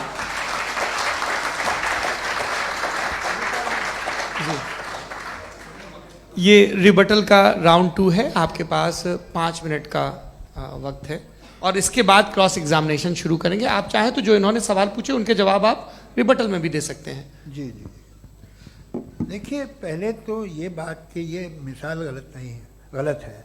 इन्होंने पहले ही हमको डिसार्म कर दिया। कह लिया अकल से मामला सॉल्व नहीं हो सकता, लॉजिक से आप पहुंच नहीं सकते। ये एक मेटाफिजिकल चीज़ है। मेटाफिजिकल अजीब सा लफ्ज़ है, ठीक से किसी को माने नहीं मालूम इसके, तो ऐसा लगता है कुछ बड़ी चीज़ है। अरे भाई, क्या होता है मेटाफिजिकल, बताओ, खड़ी हो। ये एक लफ्ज़ है जो कहीं भी इस्तेमाल हो जाता है। जब आप एक बात कर रहे हैं और आप मुझसे बहस कर रहे हैं तो मुझे मेटाफिजिकल मत बताइए, आप लॉजिकली मुझे प्रूफ किए। और अगर लॉजिकली आप नहीं बात करते साहब ये मेटाफिजिकल है, तो फिर हम आप बात क्या कर रहे हैं? मेरा आपका किस ज़बान में कॉन्वर्सेशन होगा? और ये कहना कि वक्त पहले नहीं था, तो फिर क्यों कहते हैं ये हमेशा से और हमेशा रहेगा? हमेशा वक्त है, तो आप कैसे कहते हैं वो हमेशा से है और हमेशा रहेगा?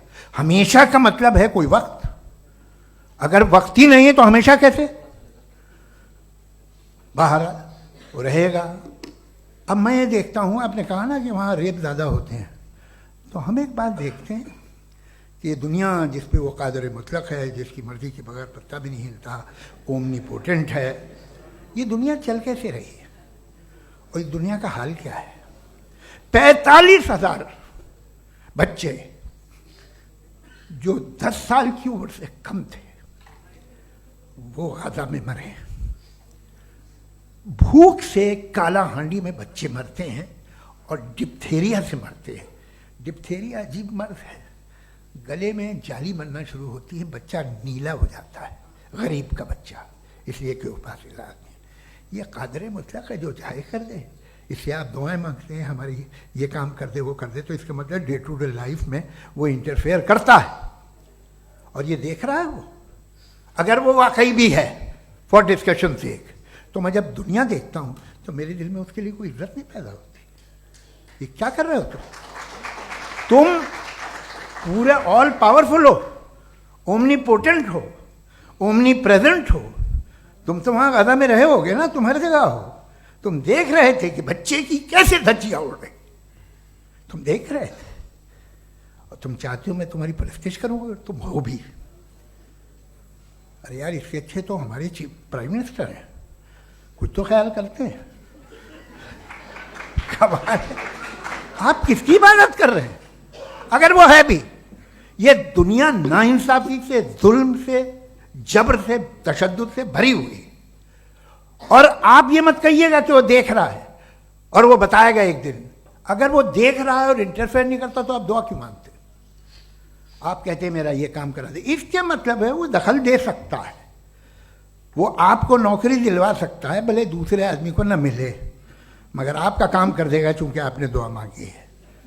तो जब वो आपको नौकरी दिला सकता है, लड़की की शादी कर सकता है, बेटे को ग्रीन कार्ड दिलवा सकता है, तो कम से कम ये जो मर रहे हैं बच्चे, इनको रोक दे, कुछ तो करे। मुझे तो दुनिया में, इस दुनिया का कोई मालिक है, इसका ओमनीपोटेंट कोई रूलर है, और ये दुनिया ऐसी चल रही है। मैं तो चाहूंगा कि भाई ना हो, अगर हो तो बड़ी शर्मिंदगी की बात है। शुक्रिया।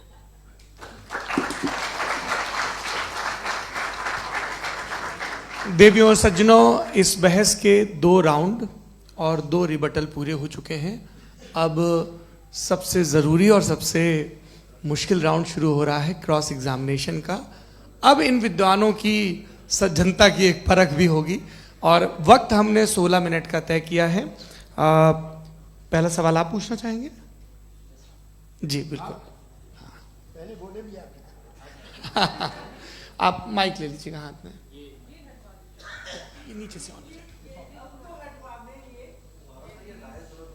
जी। मैं बोलता हूँ, ये डायस हटा सकते हैं क्या हम थोड़ा क्विकली?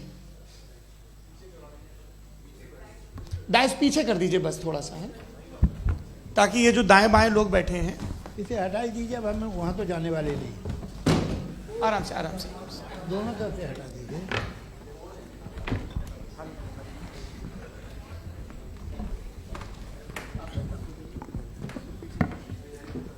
इस बीच आप लोग भी अपने अपने सवाल तैयार कर लें। ये ध्यान रखेंगे कि मैं यहाँ से सवाल लूँगा, आप लोगों को अपना हाथ ऊपर करना है, अपना नाम बताना है, और अधिकतम 3 वाक्यों में अपना सवाल पूरा करना है। कई लोग सवाल की जगह भाषण देने लगते हैं, उससे आज बचना है। जी मुफ्ती साहब, पहला सवाल आपका, 16 मिनट हैं, हम दोनों लोगों के सवाल लेंगे। जी जी बहुत शुक्रिया। आपकी जो अभी बात हुई बहुत अहम थी, मैं इसको चाहूँगा कि आगे डिस्कस करूँ, लेकिन चूँकि अभी ये वो सेगमेंट है क्रॉस एग्जामिनेशन, तो सबसे पहला सवाल आपसे ये है कि जो मैं इतनी देर से कॉन्टिंजेंसी आर्ग्यूमेंट आपको बता रहा था, ये अकल से ही बता रहा था हजरत, आप ये बताएं कि आप इन्फिनिट रिग्रेस ऑफ कॉजेस को पॉसिबल मानते हैं या नेसेसरी बीइंग के एग्जिस्टेंस को सही समझते हैं? चूंकि 2 ही ऑप्शन हो सकता है, आप ये बताएं।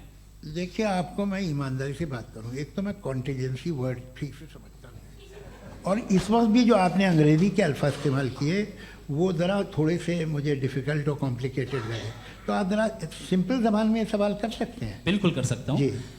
यूनिवर्स की हर चीज कॉन्टिंजेंट होने का मतलब यह है कि वो अपने एग्जिस्टेंस में किसी के ऊपर डिपेंडेड है।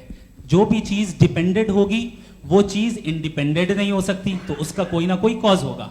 तो अब आप क्या समझते हैं कि ये इन्फिनिट रिग्रेस है, यानी कॉज पर कॉज, कॉज पर कॉज, कॉज पर कॉज, और कभी कोई यानी ये एंडलेसली चलता रहा? क्योंकि अगर ऐसा होगा तो हम तो एग्जिस्टेंस में आते ही नहीं, लॉजिकली ये मुत्तफक अलैह चीज है, मुत्तफक अलैह अग्रीड अपॉन। इस पे हमने एग्री किया था कि मुश्किल शब्द आएगा तो अर्थ बताना पड़ेगा। तो इन्फिनिट रिग्रेस तो पॉसिबल नहीं है, तो कहीं ना कहीं आपको रुकना पड़ेगा ऐसे नेसेसरी बीइंग पर। नहीं, कोई जरूरत नहीं रुकने की। किसने कहा आप रुकना पड़ेगा? आप रुकते हैं खुदा पे, आप नहीं रुकते। आप कहते हैं वो हमेशा से, जब उस वक्त से है जब वक्त नहीं था। आप कहाँ रुकते हैं कि अब हुआ था वो? आप नहीं कहते। हम क्यों नहीं मान सकते कि यूनिवर्स जो है और बल्कि मल्टीवर्सेस जो है वो हमेशा से हैं, वो बनती है, बिगड़ती है।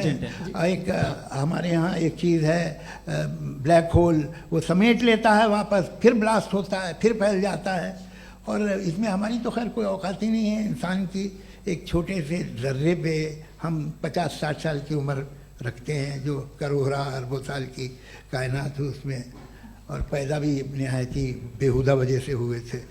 तो इसमें ये सोचना कि इसकी वजूहात और ये क्यों है, ये डिपेंडेंट है, ये हम देख रहे हैं। क्या मालूम, आप सोचिए कि ये जो फैल रही है कायनात, ये कहाँ फैल रही है, ये कहाँ जा रही है, और ये फैल क्यों रही है? अरे बना ली थी तुमने, रुको भैया, हाँ काफ़ी है। ये फैल क्यों रही है?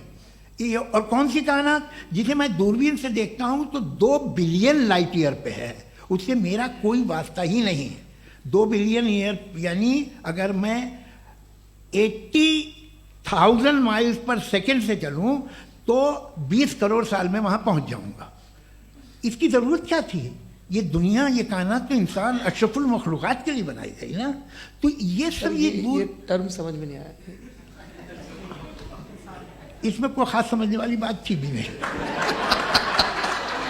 ये जो अल्टीमेट कहा यह जाता है कि ये जो पूरी यूनिवर्स है, ये जो दुनिया है, ये इंसान के लिए बनाई गई। अच्छा, ये सब इंसान के लिए। क्यों साहब, सही है ना? बिल्कुल, लेकिन इसका ये मतलब नहीं कि किसी चीज के पीछे रीजन आपको नहीं पता तो रीजन नहीं है, इसे कहते हैं नहीं, from limited perspective। मुझे नहीं पता, लेकिन मेरी जिम्मेदारी नहीं है। वो बिल्कुल सही कहा था उसने, बर्टन रसल ने। आपने उसे मजाक में टाल दिया कि भाई आप एक दावा कर रहे हैं, मैं क्यों कहूं कि ये गलत है दावा? आप प्रूफ कीजिए, मेरे पे जिम्मेदारी ही नहीं है, मैंने थोड़ी कहा है। आप प्रूफ कीजिए कि ये सही है। आप आर्ग्यूमेंट ऑफ कंटिंजेंसी का जवाब ही नहीं दे सवाल रहे हैं। पूछना चाहेंगे? है? आप सवाल पूछना चाहेंगे मुफ्ती साहब से? क्योंकि ये क्रॉस एग्जामिनेशन का दौर है। आप जैसे पहले बोल रहे थे फेथ को लेके कुछ। मैं ये पूछना चाहूँगा कि खुदा ने जो भी रेवलेशन किए हैं, एक मज़हब के लिए बहुत से मज़हबों में किए हैं, अलग अलग रेवलेशन है। कहीं कुछ एक बातें हैं, कॉन्ट्रडिक्शन भी है आपस में, कहीं कुछ आप कर सकते हैं, कहीं कुछ नहीं कर सकते। ऐसा नहीं है कि सबकी कोड ऑफ मॉरल एक है। तो ये किस्सा क्या है? अब आप ये देखिए कि मुझे कभी कभी लगता है कि ये जो फुटबॉल फाइनल होता है, लाखों लोग होते हैं, फिर वो टीवी कवर कर करोड़ों लोग, अगर उसमें खुदा की एक बूमिंग आवाज़ आ जाती, मैं गॉड हूँ, तो सारे लोग अभी सुन लेते और टीवी पे भी सुन लेते, किस्सा खत्म होता। ये इतनी राजदारी क्या है कि तुम सामने कुछ तो सबूत दे दो हमें सॉलिड। ये कह साहब ये यूनिवर्स कैसे बनी, इससे मसला क्या हल होगा? मैं पूछूंगा आपसे खुदा कैसे बना? क्यों नहीं पूछूंगा कैसे बना? बल्कि वो तो कायनात से कहीं ज़्यादा इंटेलिजेंट है, कायनात से कहीं ज़्यादा कॉम्प्लेक्स। जी वो हमेशा से है, आप कहेंगे मैं मान लूँगा। अच्छा, दोयम वो कादिर मुतलक, यानी कादिर मुतलक का मतलब ओमनीपोटेंट, वो जो चाहे कर सकता है। आपको नौकरी दिलवा सकता है, आपकी अच्छी जगह शादी करवा सकता है, आपके पड़ोसी का मुकदमा हरवा सकता है, आपको जिता सकता है, सब काम करता है। थोड़ा सा माइक क्लोज जी। वो इस दुनिया को चला कैसे रहा है? ये दुनिया कैसे चल रही है? आपको इस पर हैरत नहीं होती? या क़यामत के बाद कभी एक जस्टिस होगा, जब ये बच्चा मर चुका होगा, जिसकी धज्जियाँ उड़ गई बम से, इसको इंसाफ मिलेगा तब? अच्छा, अब जवाब दूं? हाँ दीजिए। मैं वही इसीलिए आप ही तरफ। सबसे पहले आपने रेवलेशन और स्क्रिप्चर्स की बात की, इस पे मैं बात कर सकता हूं, लेकिन आज नहीं करूंगा चूंकि वक्त कम है। कभी और इस पे डिस्कस करेंगे, मैं तैयार हूं उस पे भी बात करने के लिए। ये अभी से राउंड 2 की भूमिका तय हो रही है। Does God exist round 2? जी, चूंकि आज गॉड के एग्जिस्टेंस पे बात है, तो मैं उसी के रिलेटेड जो है आपके सवालात को एंटरटेन भी करूंगा और मैं भी पूछूंगा। आपने कहा कि आपने साबित ही नहीं किया, जबकि आर्ग्यूमेंट ऑफ कॉन्टिंजेंसी बुनियादी आर्ग्यूमेंट है। आप मुझे कॉन्टिंजेंसी का मतलब बताइए, आपका मतलब क्या? कॉन्टिंजेंसी कॉन्टिंजेंसी का मतलब यह हुआ कि हर वो वजूद जो किसी भी चीज का पाबंद है, हर वो वजूद या हर वो चीज जो अपने एग्जिस्टेंस में किसी भी चीज के पाबंद है और उससे बाउंड है, उसको उसकी जरूरत है, उस पर डिपेंड करती है, तो जाहिर सी बात है कि उसका कोई ना कोई कॉज होता है। ये तो अक्ल की बात है। ये आप रीजनिंग की बात करते हैं, मैं वही कर रहा हूं। दूसरी चीज, आपने ये बात कही कि इतने बिलियन लाइट ईयर्स दूर है, उसका मेरा क्या लेना देना। फिर मेरे ख्याल से आपको ये नहीं कहना चाहिए I think therefore I am an atheist. आपको सोचना चाहिए, सिर्फ आप एक लिमिटेड दायरे में रहकर नहीं सोचें, बल्कि बाहर निकलकर सोचें। आपने तीसरा सवाल किया, आपने 2-3 सवाल एक साथ। ऐसी बातें ना कीजिए, कुछ लोगों को इतराज हो जाएगा आप पे कि आप कुछ भी सोचें, ये इजाज़त आपको है नहीं, मुझे है।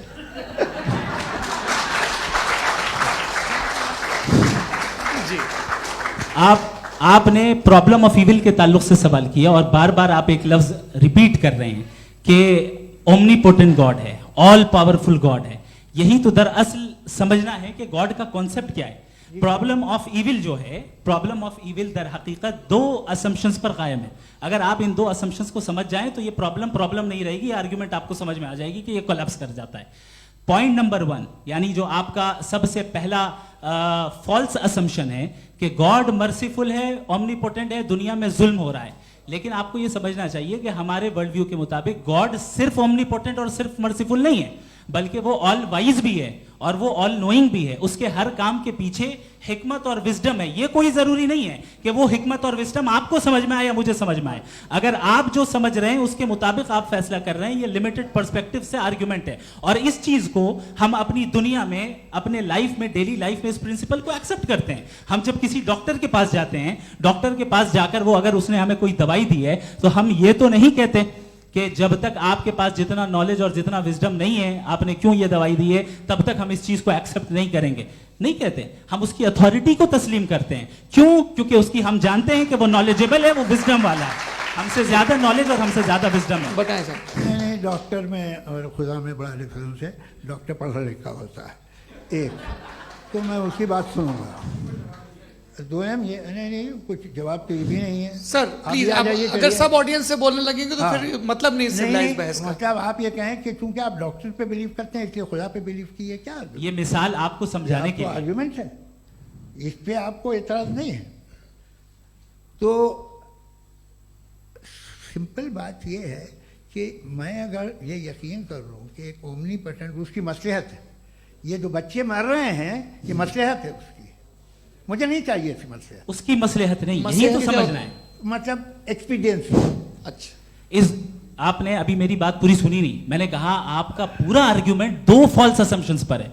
एक फॉल्स असम्पशन मैंने बता दिया, दूसरा फॉल्स असम्पशन ये है कि इस दुनिया में इविल के होने का कोई गुड रीजन नहीं है, जबकि हमारे पास बाज रीजंस मौजूद हैं, हमारे पास बाज वजूहात मौजूद हैं।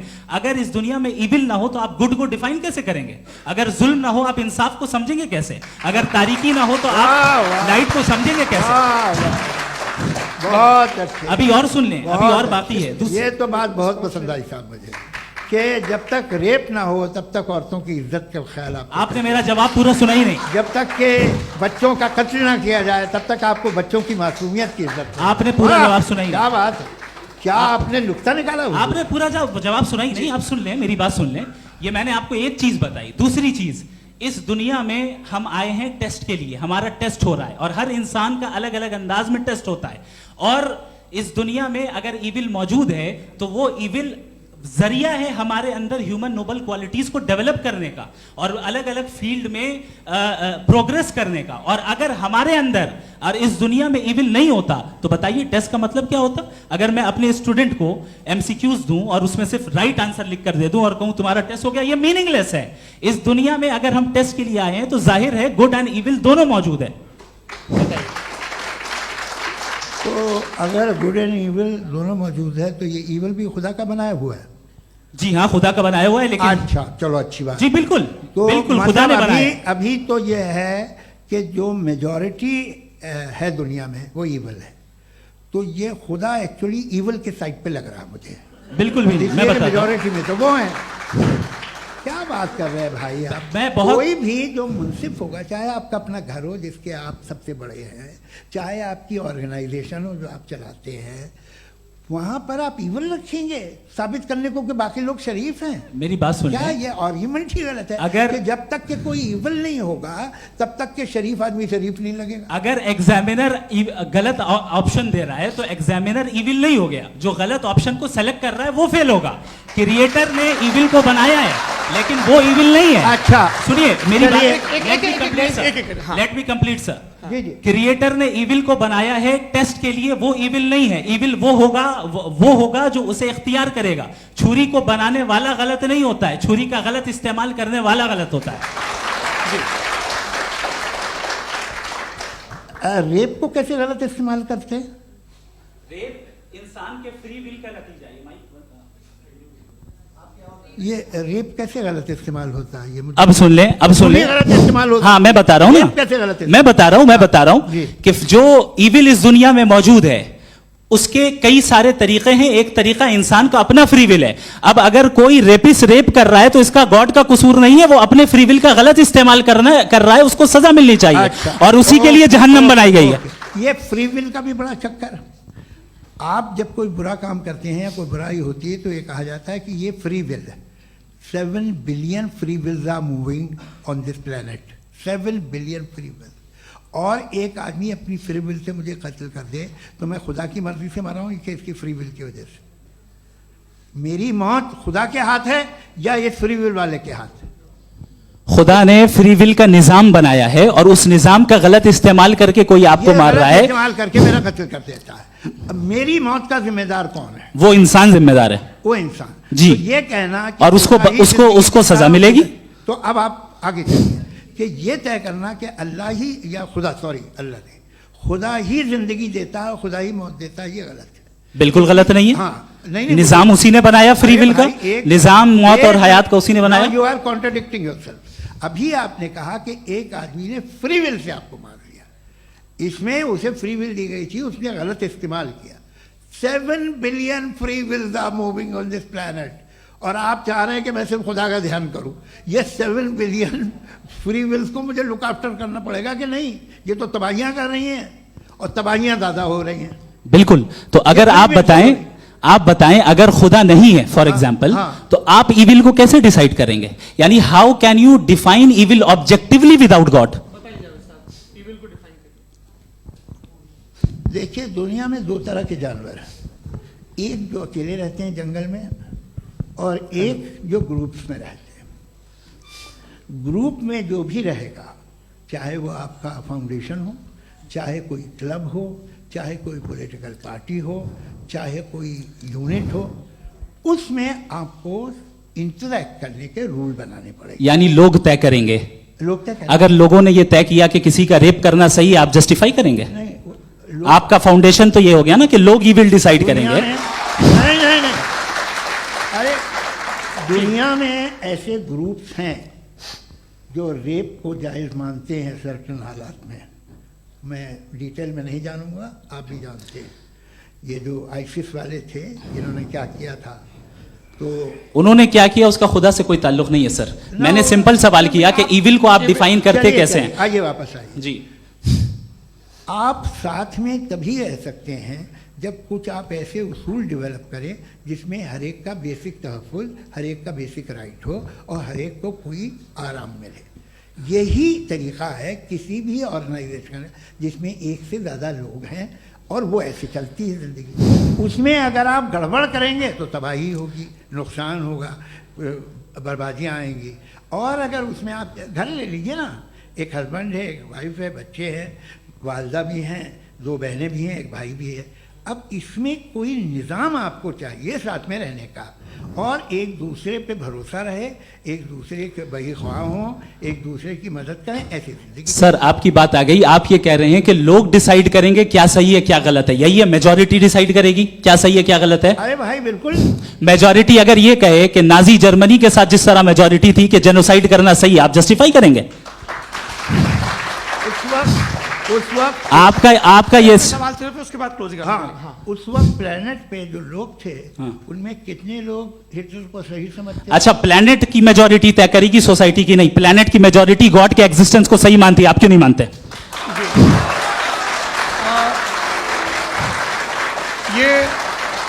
हेलो ये क्रॉस क्वेश्चन का राउंड यहाँ पर समाप्त होता है। और ये बड़ा अच्छा है कि इस तरह से फ्रेगमेंट कर दिया गया है ताकि जो मरकरी ऊपर जा रहा है नीचे जवाब दे दूं। जी।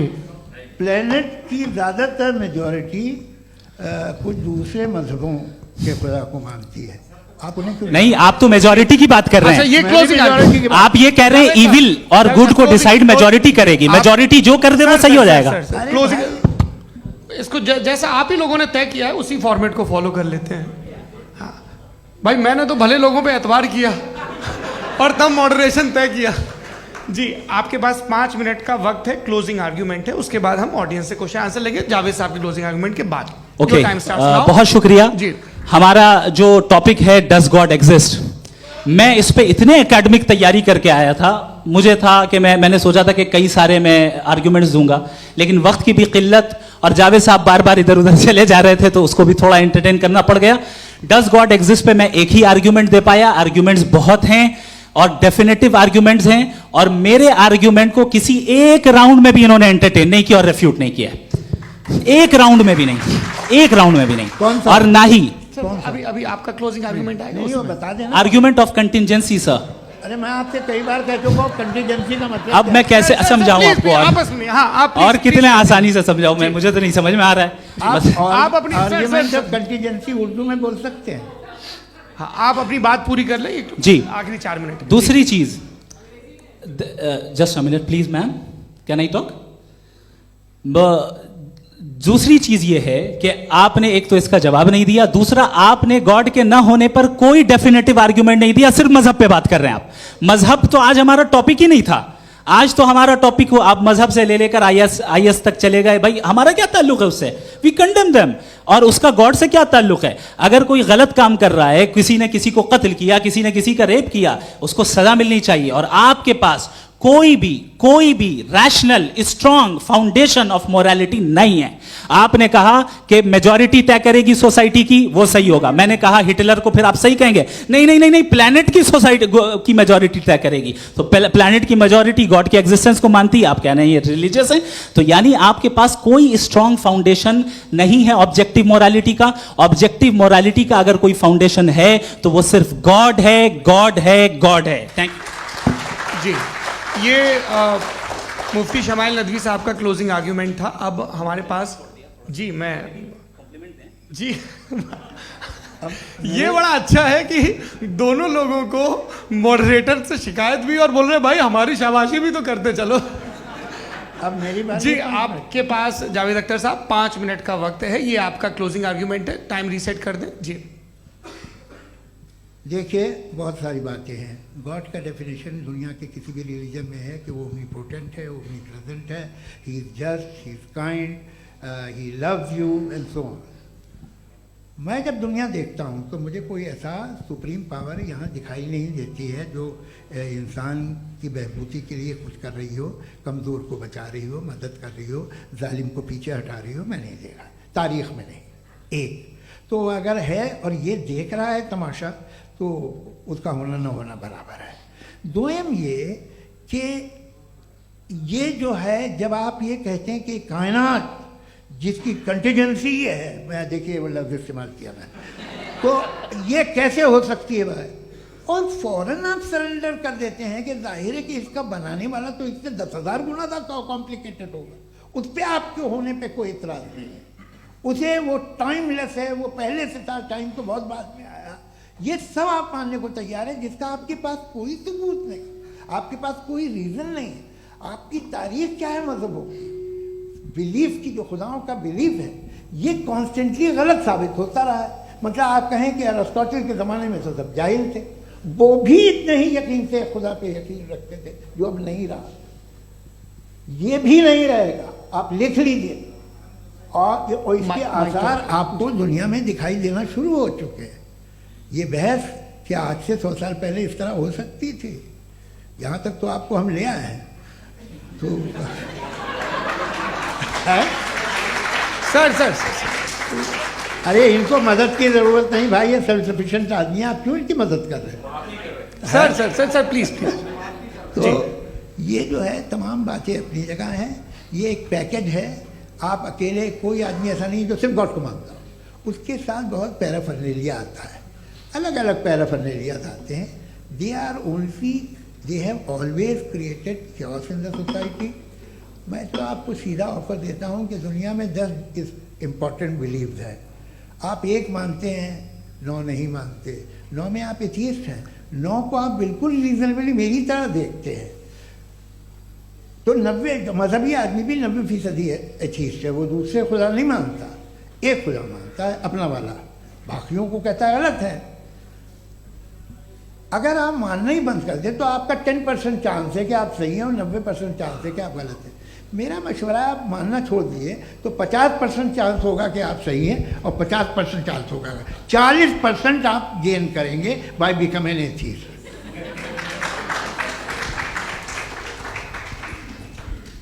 ये एक फरसूदा ख्याल है, ये ख़त्म हो रहा है। हो सकता है मेरी ज़िंदगी में ना हो, लेकिन ये हो जाएगा। जो बातें ये इनको आप मेटाफिज़िकल ये वो ऐसे रिस्पेक्टेबल टर्म दे दिए, ये तो उन लोग के हैं जिन्हें ना फिज़िक्स मालूम थी ना मेटा मालूम था, ये उन्होंने आपको दिए हैं। जी बहुत शुक्रिया आप दोनों लोगों का। और अब इस बातचीत का आखिरी राउंड शुरू होगा, डज गॉड एग्जिस्ट की ये बहस मुफ्ती शमाइल नदवी और जावेद अख्तर साहब के बीच। आप लोग अपने अपने हाथ ऊपर करेंगे, मैं यहाँ से तय करूँगा। और माइक हमारे पास है क्या? एक ही माइक है ऑडियंस के लिए? 2 माइक है, एक इस तरफ एक इस तरफ, ठीक है। तो जी सबसे पहले हमारी सहयोगी हैं मारिया शकील जी, पूछिए सवाल। थोड़ा सा रुकेंगे ताकि कैमरे का फ्रेम आप पर आ जाए, आपकी तो प्रैक्टिस है टीवी की। जी नदवी साहब, मैं खुदा को मानती हूँ, पहले मैं इसी प्रमाइस से शुरू कर रही हूँ और ये बता रही हूँ आपको, मैं मानती हूँ। लेकिन कुछ सवाल हैं जो जावेद साहब ने उठाया, उसका जवाब आपको देना चाहिए। पहला सवाल ये कि गज़ा में सालों से छोटे बच्चे मर रहे हैं, वो उनको अगर खुदा मर्सीफुल है, हम मानते हैं कि अल्लाह ताला में बहुत ताकत है, तो वो बच्चे क्यों मर रहे हैं? दूसरी बात ये कि अगर कंटिजेंसी की जो आप बात करते हैं, पूरे मुस्लिम ममालिक मिल करके भी उन गज़ा के बच्चों को क्यों नहीं बचा पा रहे हैं? क्योंकि अगर वो चाहते, क्योंकि अल्लाह ताला उन पर हुकूमत करते हैं, सब पर हुकूमत करते हैं, तो वो उनको क्यों नहीं बचा? जी थैंक यू वेरी मच। बहुत अच्छा किया आपने इस चीज़ को जिक्र कर दिया, मैं इसको और अच्छे से एक्सप्लेन करने की कोशिश करता हूँ। देखें, जहाँ तक आपने कहा कि गज़ा के बच्चों को मारा जा रहा है, देखें 2 वर्ल्ड व्यू है, एक एथीस्टिक वर्ल्ड व्यू, एक थीस्टिक वर्ल्ड व्यू है। बच्चे मर रहे हैं दोनों वर्ल्ड व्यू में, लेकिन हमारा वर्ल्ड व्यू कह रहा है कि रिकॉम्पेंस है, ये कह रहे हैं कि उनका मरना बेकार जाने वाला है, कोई उसका रिकॉम्पेंस नहीं है, चूंकि इनके यहाँ आखिरत और अल्लाह का कोई तसव्वुर या गॉड का कोई तसव्वुर नहीं है। आपने ये सवाल किया कि गॉड मर्सीफुल है, क्यों नहीं रोकता? ये मैंने बताया कि ये मिसकंसेप्शन है लोगों के दरमियान कि गॉड को सिर्फ मर्सीफुल और ओमनीपोटेंट समझते हैं। गॉड के सिर्फ यही 2 एट्रीब्यूट्स नहीं हैं, गॉड के कई सारे एट्रीब्यूट्स हैं, उनमें से अल हकीम भी है, उनमें से ऑल वाइज भी है, ऑल नोइंग भी है। लिहाजा अगर इस दुनिया में किसी को तकलीफ आ रही है और गॉड उसको नहीं रोक रहा है, वो इसलिए नहीं रोक रहा है चूंकि इंसानों को फ्री विल दिया गया है। ठीक इसी तरीके से अगर एक डॉक्टर किसी छोटे बच्चे को इंजेक्शन लगा रहा है, उसे तकलीफ पहुंच रही है, उसके लिमिटेड पर्सपेक्टिव के एतबार से यह गलत हो रहा है और डॉक्टर बुरा है। लेकिन जब आप ब्रॉडर पिक्चर को देखेंगी, आपके और हमारे पास सिर्फ एक पिक्सल है, हमें इतना नजर आ रहा है कि गजा में कत्ल हो रहा है, लेकिन इसके पीछे कितना रिकॉम्पेंस उनको मिलने वाला है, पूरा पिक्चर गॉड के पास है। तो एक पिक्सल से आप पूरे पिक्चर को कभी भी जज नहीं कर सकती। आप इसमें कुछ जोड़ना चाहेंगे? आपको कुछ बोलना है इसमें? भैया आपने बहुत अच्छा जस्टिफिकेशन दिया। या आप वो जो वहाँ के प्राइम मिनिस्टर इजराइल के उन्हें भेजिए, वो बहुत खुश होंगे। आप जस्टिफिकेशन दे देना कि अगर गॉड नहीं है तो बच्चे क्यों मर रहे हैं, आप बताएं। वो ये सवाल पूछ रहे हैं कि अगर आप ईश्वर का अस्तित्व नहीं मानते हैं तो उन बच्चों की मौत को आप कैसे इंटरप्रेट करते हैं? भाई ये दुनिया जो है, जो ताकतवर लोग होते हैं वो एक नाइंसाफी करते हैं। तो ये अच्छा काम है आपके नजदीक, तो नेचर नाइंसाफी पे मबनी है। अरे मेरे भाई, आप नेचर की कहाँ बात कर रहे हैं, तो इंसान की बात जी, कर। तो फिर जब मैं इंसान की बात कर रहा था, आप नेचर की बात करने लग गए। क्रॉस एग्जामिनेशन नहीं। हाँ, अब आप मुझे बोलने नहीं देंगे तो अलग बात है, आप बोलिए, मुझे कोई जल्दी नहीं। जी नहीं, ये क्रॉस एग्जामिनेशन। मुझे बोल तो लेने दीजिए। जी बोलिए। क्या बात ये है कि ह्यूमन सोसाइटी तभी साथ में रह सकती है जब वो मोहब्बत से, एकता से, एक दूसरे के एहतराम करके रहे। इसके अलावा पॉसिबल नहीं है, अकेले तो इंसान रह नहीं सकता।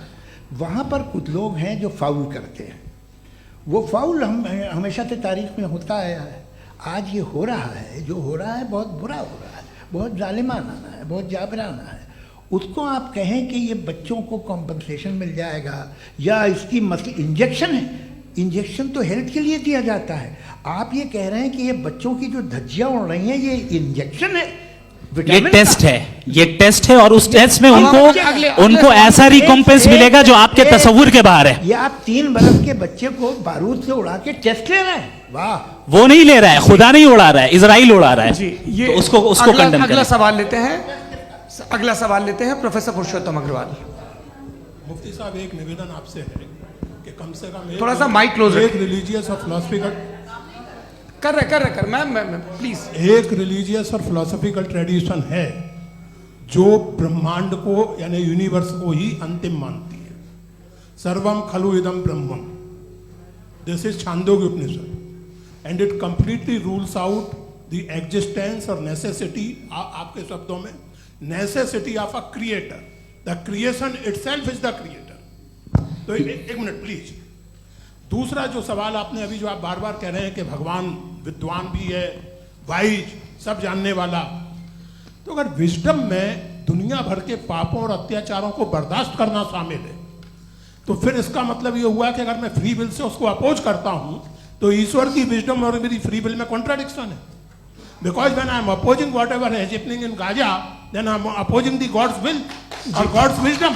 जवाब लेते हैं क्योंकि तो गॉड की विजडम में, एक मिनट सर प्लीज सर, ये एक जुमला, गॉड की विजडम है कि गाजा में जो कुछ हो रहा है वो हो रहा है, मैं उसको अपोज कर रहा हूं, तो मैं गॉड की विजडम के खिलाफ जा रहा हूं। एक सवाल। दूसरा ये नहीं, आपने 2 ऑलरेडी। सर आप और सवाल कर लें, लेकिन मुझे 2 जवाब दे सर, दीजिए। सर, पहले आपने ये सर, कहा, सर, सुनिए मेरी बात सुनिए। भाई इजराइल के गॉड के मुताबिक तुम्हारा ठीक हो रहा है ना? प्रोफेसर, नहीं हो रहा है, ठीक नहीं हो रहा है, मैं बता रहा हूं क्या हो रहा है। आप तशरीफ रखिए, मैं बता रहा हूं क्या हो रहा है। Let me complete please. एक सेकंड गाइस, एक सेकंड। ये देखिए, ऐसा है कि ये सब बड़ा आपस में विचार विमर्श के बाद ये तय हुआ था कि कुछ नियम बना लिए जाएं ताकि एक टाइम बाउंड बातचीत चले। और भाई साहब, आप बड़ा जरूरी काम कर रहे हैं, लेकिन कैमरे के फ्रेम में आके उस काम को गड़बड़ कर दे रहे हैं। ठीक है गुरु, अब मेरे को कहीं का गुस्सा कहीं निकालना था, सॉरी। नहीं, कोई गुस्सा नहीं है जी। तो प्रोफेसर ने सवाल पूछे, आप उनके जवाब दें, और थोड़ा ये सब लोग थोड़ा ख्याल रखें भाई, सवाल संक्षिप्त रखें जी। आपने 2 सवाल किया। सबसे पहला ये कहा कि हमारे पास ये कॉन्सेप्ट है कि ये यूनिवर्स खुद नेसेसरी बीइंग है, creation itself is the creator. How irrational is this कि मैं एग्जिस्ट करूंगा बाद में, लेकिन अभी एग्जिस्ट कर भी रहा हूं, यानी एक ही टाइम में एग्जिस्ट भी कर रहे हैं, नहीं भी कर रहे हैं। This is not true. दूसरी चीज, आपने कहा कि अगर इजराइल में, सॉरी माफ कीजिएगा, Israel doesn't exist, occupied Palestine में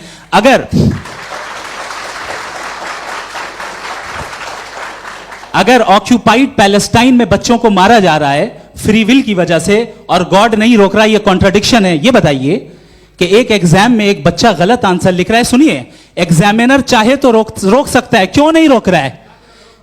ये कॉन्ट्रडिक्शन है, ये कॉन्ट्रडिक्शन नहीं है। माइक नहीं सर, ये आपस में जी, ये क्या आपका सवाल? माइक दीजिए। फ्री विल दिया गया है टेस्ट के लिए, अकाउंटेबिलिटी के लिए। अगर फ्री विल नहीं होता तो आप कहते हैं हमें रोबोट बना दिया गया। नॉट मिसरिप्रेजेंट माय पोजीशन, आपकी जो भी पोजीशन, मैं अपनी फ्री विल के नाते, अपने ह्यूमन विजडम के नाते गाजा में हो रही अत्याचार का विरोध करता हूं। बिल्कुल करना चाहिए। आपके हिसाब से मैं गॉड की विजडम का विरोध कर रहा हूं? बिल्कुल नहीं, जो हो रहा है गॉड, बिल्कुल भी नहीं, बिल्कुल भी नहीं।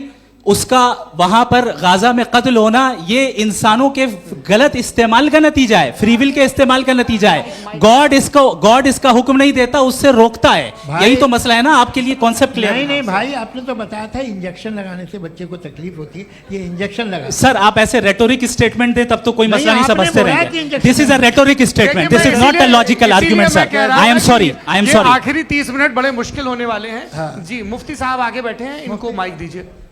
हाँ तरुण, माइक आप अपने पास रखिए, आपको कैमरे का फ्रेम पता है जी।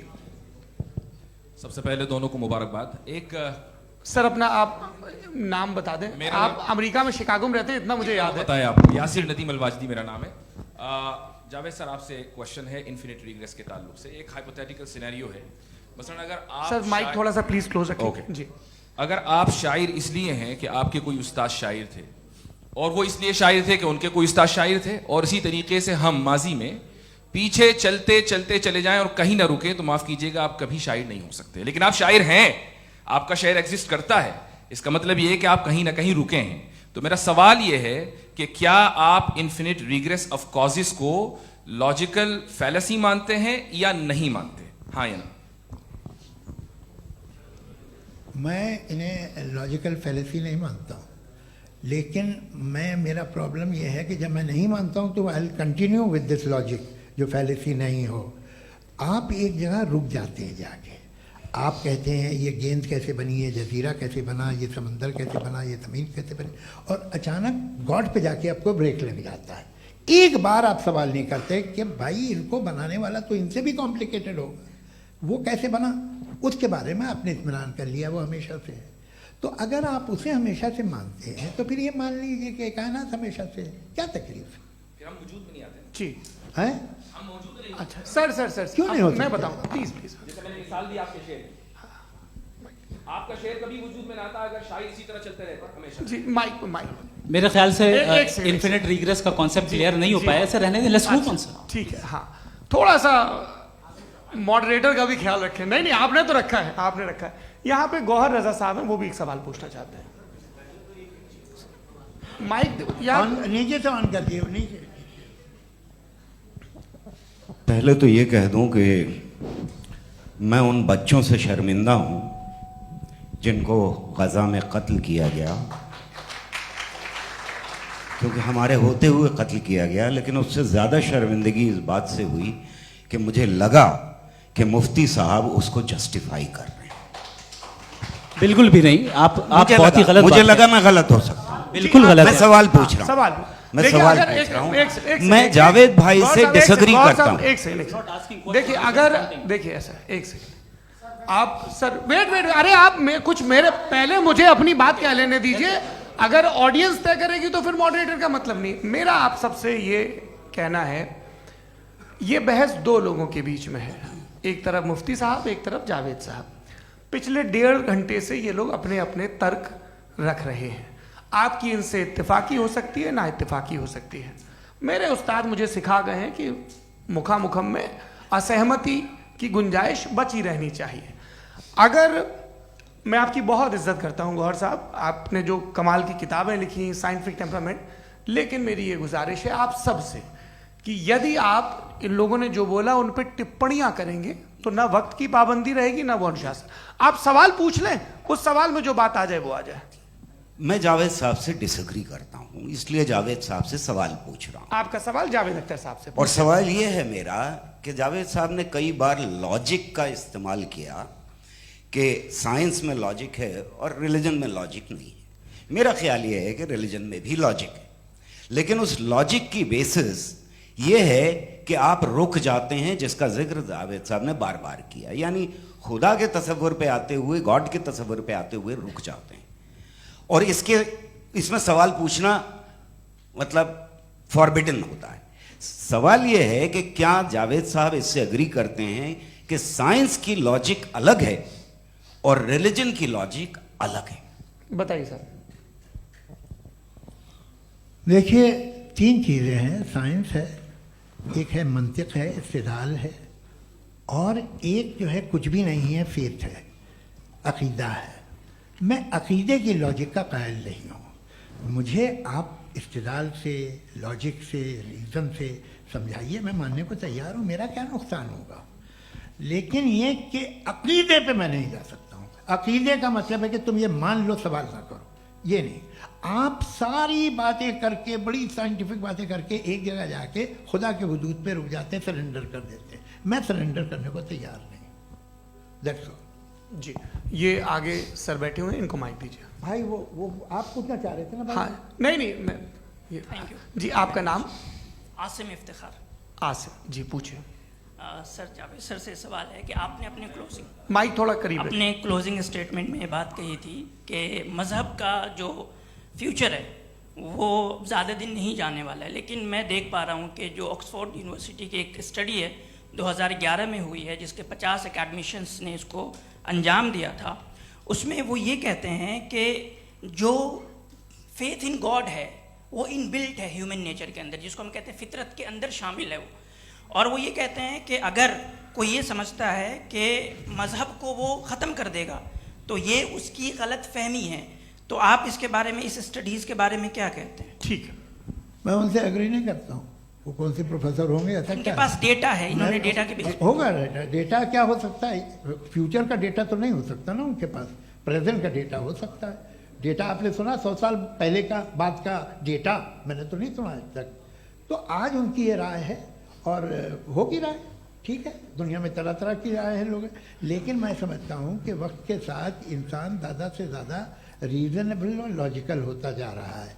आज आप देखिए वेस्टर्न यूरोप में क्या परसेंटेज है नॉन बिलीवर्स की, बहुत हाई, वहाँ चर्च खाली पड़े होते हैं। तो अल्टीमेटली तो इंसान कोई ऐसी बात बहुत अरसे तक नहीं मान सकेगा, चाहे गलत या सही, जो उसे उसके दिमाग को, उसके जहन को, उसके लॉजिक को अपील न करे। वो कह रहे हैं तो ऑक्सफोर्ड के होंगे तो कैम्ब्रिज के होंगे, तो मुझे क्या लेना देना, उनका डेटा मुस्तकबिल का नहीं हो सकता है। जी दीपक, हाँ पूछिए। मैं आऊँगा, अभी पीछे की साइड भी आऊँगा, माइक वहीं भेजूंगा 2-3 साल के लिए। जी जावेद साहब, आपसे सवाल है। नमस्ते। अरे भाई सर, अगर आप ही लोग तय करना है तो फिर 200 लोग तय कर लें। ये एक साथ नहीं sir, please don't do this sir. Everybody has a right sir, but we can only take selected questions. No ना सर, अरे ये भाई, यंग लोग भी हैं आराम तो इनकी ये अब उतने यंग, भाई आप यंग हैं कि नहीं हैं? एक मिनट, वो कह रहे हैं वो भी आइए, यंग हैं पूछ रहे ना साहब, भाई। आप उनकी नौजवानी पर दावा उनको ही करने थे। हाँ मुफ्ती साहब आप यंग, हाँ पूछे। अरे भैया सर, मेरा सवाल ये है, कुछ इनसे भी तो पूछो। जी हाँ। नहीं, बस आपसे एक सवाल है। जैसे थीस्टों के पास अपने जो ईश्वर को मानते हैं, उनके पास अपने सोशल गेट टुगेदर्स हैं। 5 रोज आज क्रिसमस आने वाला है, होली है, दिवाली है, ईद है। एथिस्ट क्या ऑफर कर रहे हैं? मतलब मैं इनकी दुकान से बोलूं, मैं आना चाहता हूं उस तरफ, पर मैं अट्रैक्ट नहीं हो पा रहा हूं। मैं सोशल गेट टुगेदर्स क्या है आपके पास? वो ये कह रहे हैं कि जो धार्मिक लोग हैं, अलग अलग धर्म के लोग, उनके उत्सव त्योहार कॉन्ग्रेगेशन बहुत हैं। अब आपको मैं एक सुनाता हूँ, यहाँ हिस्टोरियन भी बैठे हैं। मृदुला जी आप बताइएगा सही है कि नहीं। ये एक कॉन्स्टेंटाइन, एक ग्रीक रोमन बादशाह था, जो क्रिश्चियनिटी आने के 400 साल बाद उसने डिसाइड किया कि मैं क्रिश्चियन हो जाऊंगा, मेरी पूरी स्टेट कैंसिल हो जाएगी। उस ज़माने में ऐसे ही होता था, राजा जो धर्म इख्तियार करता था वो जनता भी कर लेती थी। इसलिए कि वो हो गया था बैंकक्रप्ट, और उसे जो मेडिटेरियन कोस्ट के रिच क्रिश्चियन वो थे मर्चेंट, उससे पैसा चाहिए था। तो उसने कहा यार क्रिश्चियन हो जाओ। तो उसने अपने वजीर से कहा कि भाई ये हिस्ट्री है कि अब हम लोग क्रिश्चियन हो जाते हैं। पहले सर हो जाएंगे, कोई प्रॉब्लम नहीं है, लेकिन एक प्रॉब्लम ये है कि 17 दिसंबर से 25 दिसंबर तक जो पेगन फेस्टिवल होता, जो पेगन्स थे वो लोग, जो फेस्टिवल होता है वो बंद हो जाएगा, इसलिए कि हम क्रिश्चियन हो गए तो होगा नहीं। तो वो बच्चों को बहुत बुरा लगेगा, पब्लिक को बहुत इन्जॉय करते हैं, खासतौर से 25 को मेन डे। उसने कहा हाँ ये तो सही कह रहे हो, ये जीसस क्राइस्ट की पैदाइश कब थी? कहते साहब वो अप्रैल में थी। नहीं, कट करो, वो 25 दिसंबर को है। यह हकीकत है जी। और 400 साल बाद क्रिश्चियनिटी के अप्रैल से दिसंबर ले आए, और इसलिए कि यहाँ पेगन फेस्टिवल होता था। अब मनाते हैं आप आराम से। ये जो सारे फेस्टिवल हैं ये रिलीजन से, हर एक को एक इंटरटेनमेंट डिपार्टमेंट चाहिए होता है अपनी कंपनी चलाने के लिए। तो ये रिलीजन ने, ये सेकुलर त्यौहार थे जिन्हें रिलीजन्स ने ले लिया है। ये मौसम के थे, फसलों के थे, किसानों के थे, उसको आपने लेके रिलीजियस रंग दे दिया। ये कोई रिलीजन से थोड़ी आए आप। अच्छा हमें देखिए, हम तो मुल्द हैं, हम ईद मनाते हैं, हम दिवाली मनाते हैं, हम होली मनाते हैं, हम क्रिसमस मनाते हैं। बम्बई की फिल्म इंडस्ट्री की सबसे बड़ी होली हमारे घर में होती है, सबसे बड़ी ईद हमारे घर में होती है। वो हमारे सोशल वो है, हमारे हेरिटेज है। ऐसा थोड़ी है कि we will throw the baby along with the water. ये तो अच्छी चीज़ है, इन्हें रखो, जो बेकार है फेंक दो। जी हाँ, हेलो जी, मेरा सवाल नादवी जी से है। जैसा कि आपने बोला कि गॉड टाइम के भी परे हैं, और गॉड इतनी कॉम्प्लेक्स चीज़ है कि उसे ह्यूमन माइंड समझ नहीं सकता, और गॉड ने अर्थ पे फ्री विल भी दे दी है। तो आप अपना वक्त ज़ाया क्यों कर रहे हैं गॉड के बारे में बात करके? अपन को तो बात करनी चाहिए कि सोसाइटी को बेहतर कैसे करें। जी, मैं गॉड वही बताता है सोसाइटी को कैसे बेहतर करें। अभी मैं आपका जवाब देता हूँ। आपने कहा कि टाइम पे वो एग्जिस्ट नहीं करता, मेरा सवाल ये है कि जैसा आपने बोला कि गॉड बहुत ही कॉम्प्लेक्स चीज है। मैंने कहा ही नहीं कि कॉम्प्लेक्स है, तो आपके अल्फाज हैं। कॉम्प्लेक्स का लफ्ज गॉड के लिए सुइटेबल नहीं है। क्यों? क्योंकि कॉम्प्लेक्स वो चीजें होती हैं जो ऑब्जेक्ट हो। God is not an object जिसको आप इंस्ट्रूमेंट के जरिए लेबोरेटरी में जाके टेस्ट करें, oh it's very complex. No, वो कोई कार का इंजन नहीं है। मेरा वो सवाल फिलोसॉफिकली नेसेसरी बीइंग ऐसी बीइंग है जो सिंपल बीइंग है। हाँ, आप उसको मुकम्मल तौर पे उसकी तमाम हिकमतों को जान ले और हर चीज को जान ले, ये पॉसिबल नहीं है, क्योंकि वो ऑल वाइज है, आप ऑल वाइज नहीं है, और वो खुदा है, वो आपको सारी चीजें बता दे, ये जरूरी नहीं। मेरा सवाल ये नहीं था, मेरा सवाल ये था कि जब गॉड इतना परे है इस दुनिया से कि उसने अर्थ पे फ्री विल भी दी है, हम सब ह्यूमंस की फ्री विल है, और जो सोसाइटी में हो रहा है वो अपन लोग डिसाइड करेंगे, तो अपन लोग डिसाइड नहीं करेंगे ना, अपन लोग डिसाइड नहीं करेंगे। गॉड जो है, गॉड ने वो उसकी जात, उसकी एग्जिस्टेंस टाइम एंड स्पेस से परे है, लेकिन वो हमारा टेस्ट ले रहा है और उसी गॉड ने हमें बताया कि तुम्हें क्या करना है क्या नहीं करना है, तो जाहिर है उस गॉड की बात सुनेंगे ना हम। जी, वो पीछे एक चश्मा लगाए जो मैम खड़ी हैं, उनको दीजिए। हाँ, आप जी जी बिल्कुल आएंगे। देखिए मैं कोशिश कर रहा हूँ सब तरफ जाने की। हाँ, उनको दीजिए माइक। जी, हेलो सर, मैं ओमनी प्रेजेंट नहीं हूँ, टाइम पाबंद हूँ और जहां तक कोशिश कर सकता हूँ करूंगा। जी, अपना नाम बताइए। मेरा नाम उर्सुला है, मैं दिल्ली यूनिवर्सिटी की एक स्टूडेंट हूँ और मैं स्टूडेंट फेडरेशन ऑफ इंडिया से हूँ। मेरा सवाल मुफ्ती जी से है कि इस हॉल के इस कमरे में बैठ के हम लोग रेप की मोरालिटी के बारे में फिलोसफिकली बात तो कर सकते हैं, बट असलियत ये है कि रोजमर्रा की जिंदगी में औरतें रेप के थ्रू गुजरती हैं, और हम लोग सिर्फ नंबर्स पे इस तरह नहीं देख सकते, क्योंकि कितनी औरतें हैं इन कंट्रीज में जहाँ पे आप बता रहे हैं कि केसेस कम हैं, जिनका एक्सेस है कि वो जाके केस फाइल कर सकें। कितनी औरतें हैं जो जिनको काम करने की आज़ादी है उन कंट्रीज में। यूरोप में ये आज़ादी आ गई, यूरोप में ये रूल्स आ गए, तो हम आज उसके बारे में बात कर पा रहे हैं। जी, जवाब। आपने ये कहा कि कमरे में बंद होकर हम लोग इस पर फिलोसफिकली बात कर सकते हैं, लेकिन हकीकत में क्या हो रहा है, वो ग्राउंड लेवल पे क्या हो रहा है जो बहुत गलत हो रहा है, और वो सफ़र कर रही हैं। आई अग्री, बहुत गलत हो रहा है, और जो गलत हो रहा है उसको हमें रोकना है। और क्यों रोकना है, वो गलत क्यों है, हमारे पास इसका ऑब्जेक्टिव फाउंडेशन है, इनके पास उसका ऑब्जेक्टिव फाउंडेशन नहीं है। मैं ये कहना चाह रहा हूं कि जहां पे भी जुल्म हो रहा है, जहां पे भी औरत पे जुल्म हो रहा है, या उसकी इज्जत लूटी जा रही है, या उसे तकलीफ पहुंचाई जा रही है, और सिर्फ औरत नहीं, किसी इंसान के ऊपर भी जुल्म हो रहा है, तो उसके खिलाफ खड़ा होना, ये मॉरलिटी हमारे पास गॉड के पास से आई है। वरना जावेद साहब तो कह रहे हैं कि जो है मेजॉरिटी डिसाइड करेगी, तो मेजॉरिटी तो कभी भी बदल सकती है। क्या आप ये थोड़ी सी आपको गलतफहमी है। मैं अगर मेरे जुमले से ये मदनत निकला या मैंने कहा, तो ये जुमला मैं वापस लेता हूँ। ये मेरा मतलब ही नहीं था कि मेजॉरिटी डिसाइड करेगी। मेजॉरिटी डिसाइड करे तो दुनिया में बड़ी, वैसे आपने कहा था ये जुमला। अच्छा, हो सकता है, मैं मान रहा हूँ, बाद में रिकैप कर लेंगे। अरे एक सेकंड, मैं अपनी एक्सप्लेनेशन देता हूँ। मुनासिब बात यह है कि हम सब के सब दिल में जानते हैं कि क्या अच्छा है क्या बुरा है, हमें पता है अच्छी तरह से। जो लोग बुरे काम करते हैं उन्हें भी मालूम अच्छा क्या है। यही तो सवाल था हजरत कि फिर ये मोरालिटी आई कहां से? Cross examination. हाँ जी, हाँ। मोरालिटी साथ रहने की डिजायर से आई, यानी साथ रहकर जो कुछ कह दे, जो कुछ कर दे, वो हो जाएगा। नहीं नहीं, तो आप कायदे से रह ही कर सकते हैं जब तक लोगों में मोरालिटी हो, वरना क्यास हो जाएगा। ये आपको कैसे पता? जी, हमने देखा ना, जहां मोरालिटी का क्यास हो गया, हम देखते हैं। कहां पे देखते भाई? दुनिया में।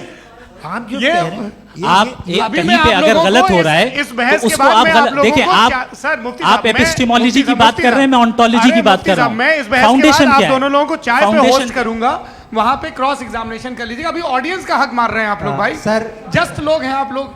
और ये भाई ये हाँ, उधर आएंगे, जी सर आएंगे। अच्छा सर, मेरा नाम लईकुर रहमान है और मैं अलीगढ़ मुस्लिम यूनिवर्सिटी का स्टूडेंट हूँ, और जहाँ तक मुझे पता है कि sir you are also product of Aligarh Muslim University. मैं भी उसी चमन का बुलबुल। हाँ सर, तो बहुत खुशी हुई मुझे जान करके कि मैं आपसे मिलूंगा। सवाल सर, मेरा सवाल यह है, सर सैयद अली रहमा का नज़रिया यह था कि खुदा के वजूद को अक़ल के दायरे में रह कर के तलाश करना, न कि पूरी तौर से उसका इनकार कर देना। Sir, how will you define it? नहीं, तो ये तो आप इन्हें बताइए। ये सवाल आपसे खुदा का वजूद साबित कर रहे हैं, तो सर आपने इनकार कर रखा है, इस वजह से मेरा क्वेश्चन। उन्होंने यही सर से, एक सेकंड, सर सैयद ने यही कहा ना कि अक्ल से आप खुदा के वजूद को साबित नहीं कर सकते, यही कहा ना भाई। वो उन्होंने कहा कर सकते हैं और वो कर दिया गया आज। वो फोन दो। तलाश करना या साबित करना अक्ल से अक्ल से नहीं सर हो सर अरे सवाल तो सुन लीजिए जी। अक्ल से नहीं हो सकता है, यही कहा ना आपने। अक्ल से हो सकता है। अरे वो यही कह रहे हैं भाई, आप बता रहे हो सकता है, वो तो कुछ और। आप अगर सर देखो नौजवान फोन ले लो, वो इतनी कमाल की यूनिवर्सिटी है। अरे भाई दे दो उन्हें जरा, एक मिनट दे दो भाई, मेरी बात सुनो, माइक पे बोलो ताकि जो लाखों लोग देख रहे हैं। माइक दे दो ना। अरे देंगे ना माइक, तुम ठहरो तो।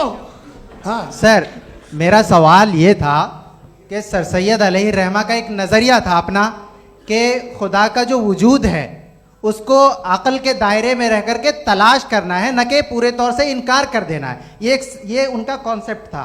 लेकिन मेरा सवाल ये है कि आप इसको कैसे डिफाइन करते हैं, एक्सप्लेन कैसे करेंगे, मैं आपसे जानना चाहता हूँ, क्योंकि you are the product of Aligarh Muslim University. मुझे अक़ल के दायरे में रख के मैंने बहुत तलाश की, मुझे मिला नहीं। हाँ ये इधर उधर वो चश्मा लगाए जो, हाँ उनको दे दीजिए। जी जी फटाफट पूछिए, बस 5 मिनट है, 5 मिनट में खत्म हो रहा है। हाँ अस्सलाम वालेकुम मुफ्ती साहब। एंड मेरा सवाल जावेद अख्तर साहब से। क्या नाम है आपका? अरे भैया सब मुझे पूछ रहे हो। फैज पूछिए फैज साहब। तो मेरा सवाल ये है कि अभी जो एथियस्ट है वो problem of evil argument use कर रहे हैं अगेंस्ट मुस्लिम्स, राइट? कि इस दुनिया में इतना सारा इविल है और अगेंस्ट मुस्लिम तो यहाँ अगेंस्ट थियस्ट। हाँ थोड़ा सा करेक्ट कर लीजिए भाई, पूरी मशक्कत ही इसी बात की थी कि किसी एक मजहब पे बात ना टिके। जी, तो बेसिकली ये आर्गुमेंट ऐसा है कि इस दुनिया में इतना ज़्यादा ईवल एग्जिस्ट करता है और अगर एक ऑल गुड गॉड है तो वो रोकता क्यों नहीं है? लेकिन इस सवाल में एक हिडन अजम्पशन ये है कि इस दुनिया में ईवल एग्जिस्ट करता है। अब एथियस्ट ये कैसे ऑन्टोलॉजिकली प्रूव कर सकते हैं कि इस दुनिया में ईवल एग्जिस्ट करता है? मैं आपको बताता हूँ, थोड़ा सा समझा। नहीं सर हम लोग इनको सुनने आए। नहीं please don't do that. I want to explain ontologically. नहीं हम समझ गए सर, इनको अब जवाब देने दीजिए। अच्छा सवाल पूछ लो। मैं अभी तक क्या था वो मैं थोड़ा सा ऐड ऑन कर लेता हूँ। तुम गुरु, तो हम जब इसका राउंड 13 करेंगे ना तब तुमको स्टेज पे बिठाएंगे। जी तो हाँ जल्दी से। तो देखिए एथियज्म के हिसाब से सब कुछ रैंडमली बन गया है, सब कुछ एटम्स और मॉलिक्यूल्स है। एक पत्थर में और मुझ में सिर्फ इतना फर्क है कि हम लोग एटम्स और मॉलिक्यूल्स का अलग अलग रीअरेंजमेंट है। अब एक पत्थर को कोई इंसान तलवार से 2 टुकड़ों में काट दे या मुझे, according to atheism it is same. There is no evil and good according to atheism. जी अच्छा फैज साहब का सवाल ये है कि हाँ कोशिश भी करते तो इससे गलत सवाल नहीं कर पाते। एक लाइफ फॉर्म है और लाइफ फॉर्म में फीलिंग्स है, मतलब लाइफ फॉर्म सुनता है, देखता है, टेस्ट कर सकता है, फील कर सकता है। तो उसकी जो ये जो क्वालिटी इस बबल में आ गई हैं वो जानवर में भी है, इंसान में भी है। तो जाहिर है कि उसे कोई तकलीफ पहुंचेगी, तो चूंकि उसके पास वो सेंसिटिविटी है तो मैं करेगा। पत्थर में वो सेंसिटिविटी नहीं है। तो ये क्या सवाल हुआ कि अगर पत्थर को काटा तो पत्थर को तकलीफ नहीं होती, तो आपको काटे तो आपको क्यों तकलीफ हो? बैठ जाइए। जी हाँ अगला सवाल। हाँ पूछे जी जावेद अख्तर साहब। अरे भैया सब आप लोग मुफ्ती साहब को छोड़ रहे हैं, तो मेरे ही पीछे पड़े हैं क्या? चलो बोलो भाई। You asked how God can exist when children die in Gaza. Huh? You asked how God can exist when children die in Gaza, and you also mentioned the rise of atheism in Europe.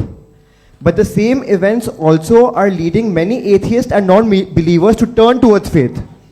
How do you interpret this contradiction, where suffering pushes some away from God, yet brings others closer to belief? आपको एक बात बताऊं, दुनिया perfect तो कहीं भी नहीं है, हर जगह कुछ खामियां हैं। बेटा एक मिनट, आप ही को कहेंगे, देखो वो तो कुछ खामियां, कमज़ोरियां, खराबियां सब जगह है।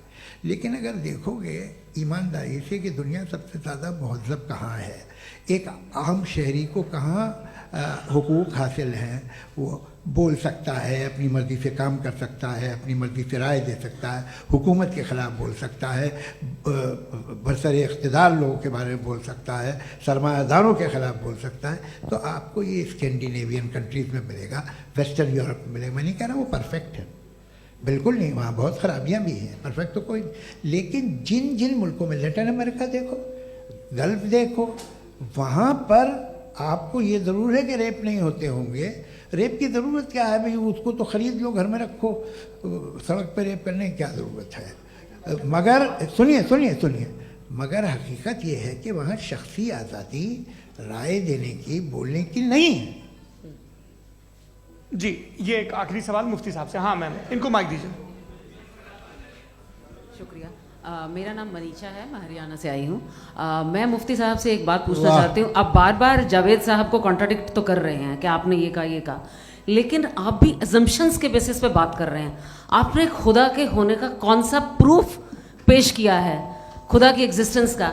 अब इस सवाल को अलग रहने दीजिए, कौन एथीस्ट है कौन नहीं है। और दूसरी बात जो आपने एक छोटी सी कही थी कि ये फ्री विल का इस्तेमाल करता है इंसान अपनी, लेकिन इस फ्री विल का इस्तेमाल में मतलब खुदा ने ये दे दी सबको ये इजाज़त कि वो कितना घिनौनापन और कितने ज़्यादा खराब से खराब तरीके इस्तेमाल कर सकता है। जवाब सुनते जी।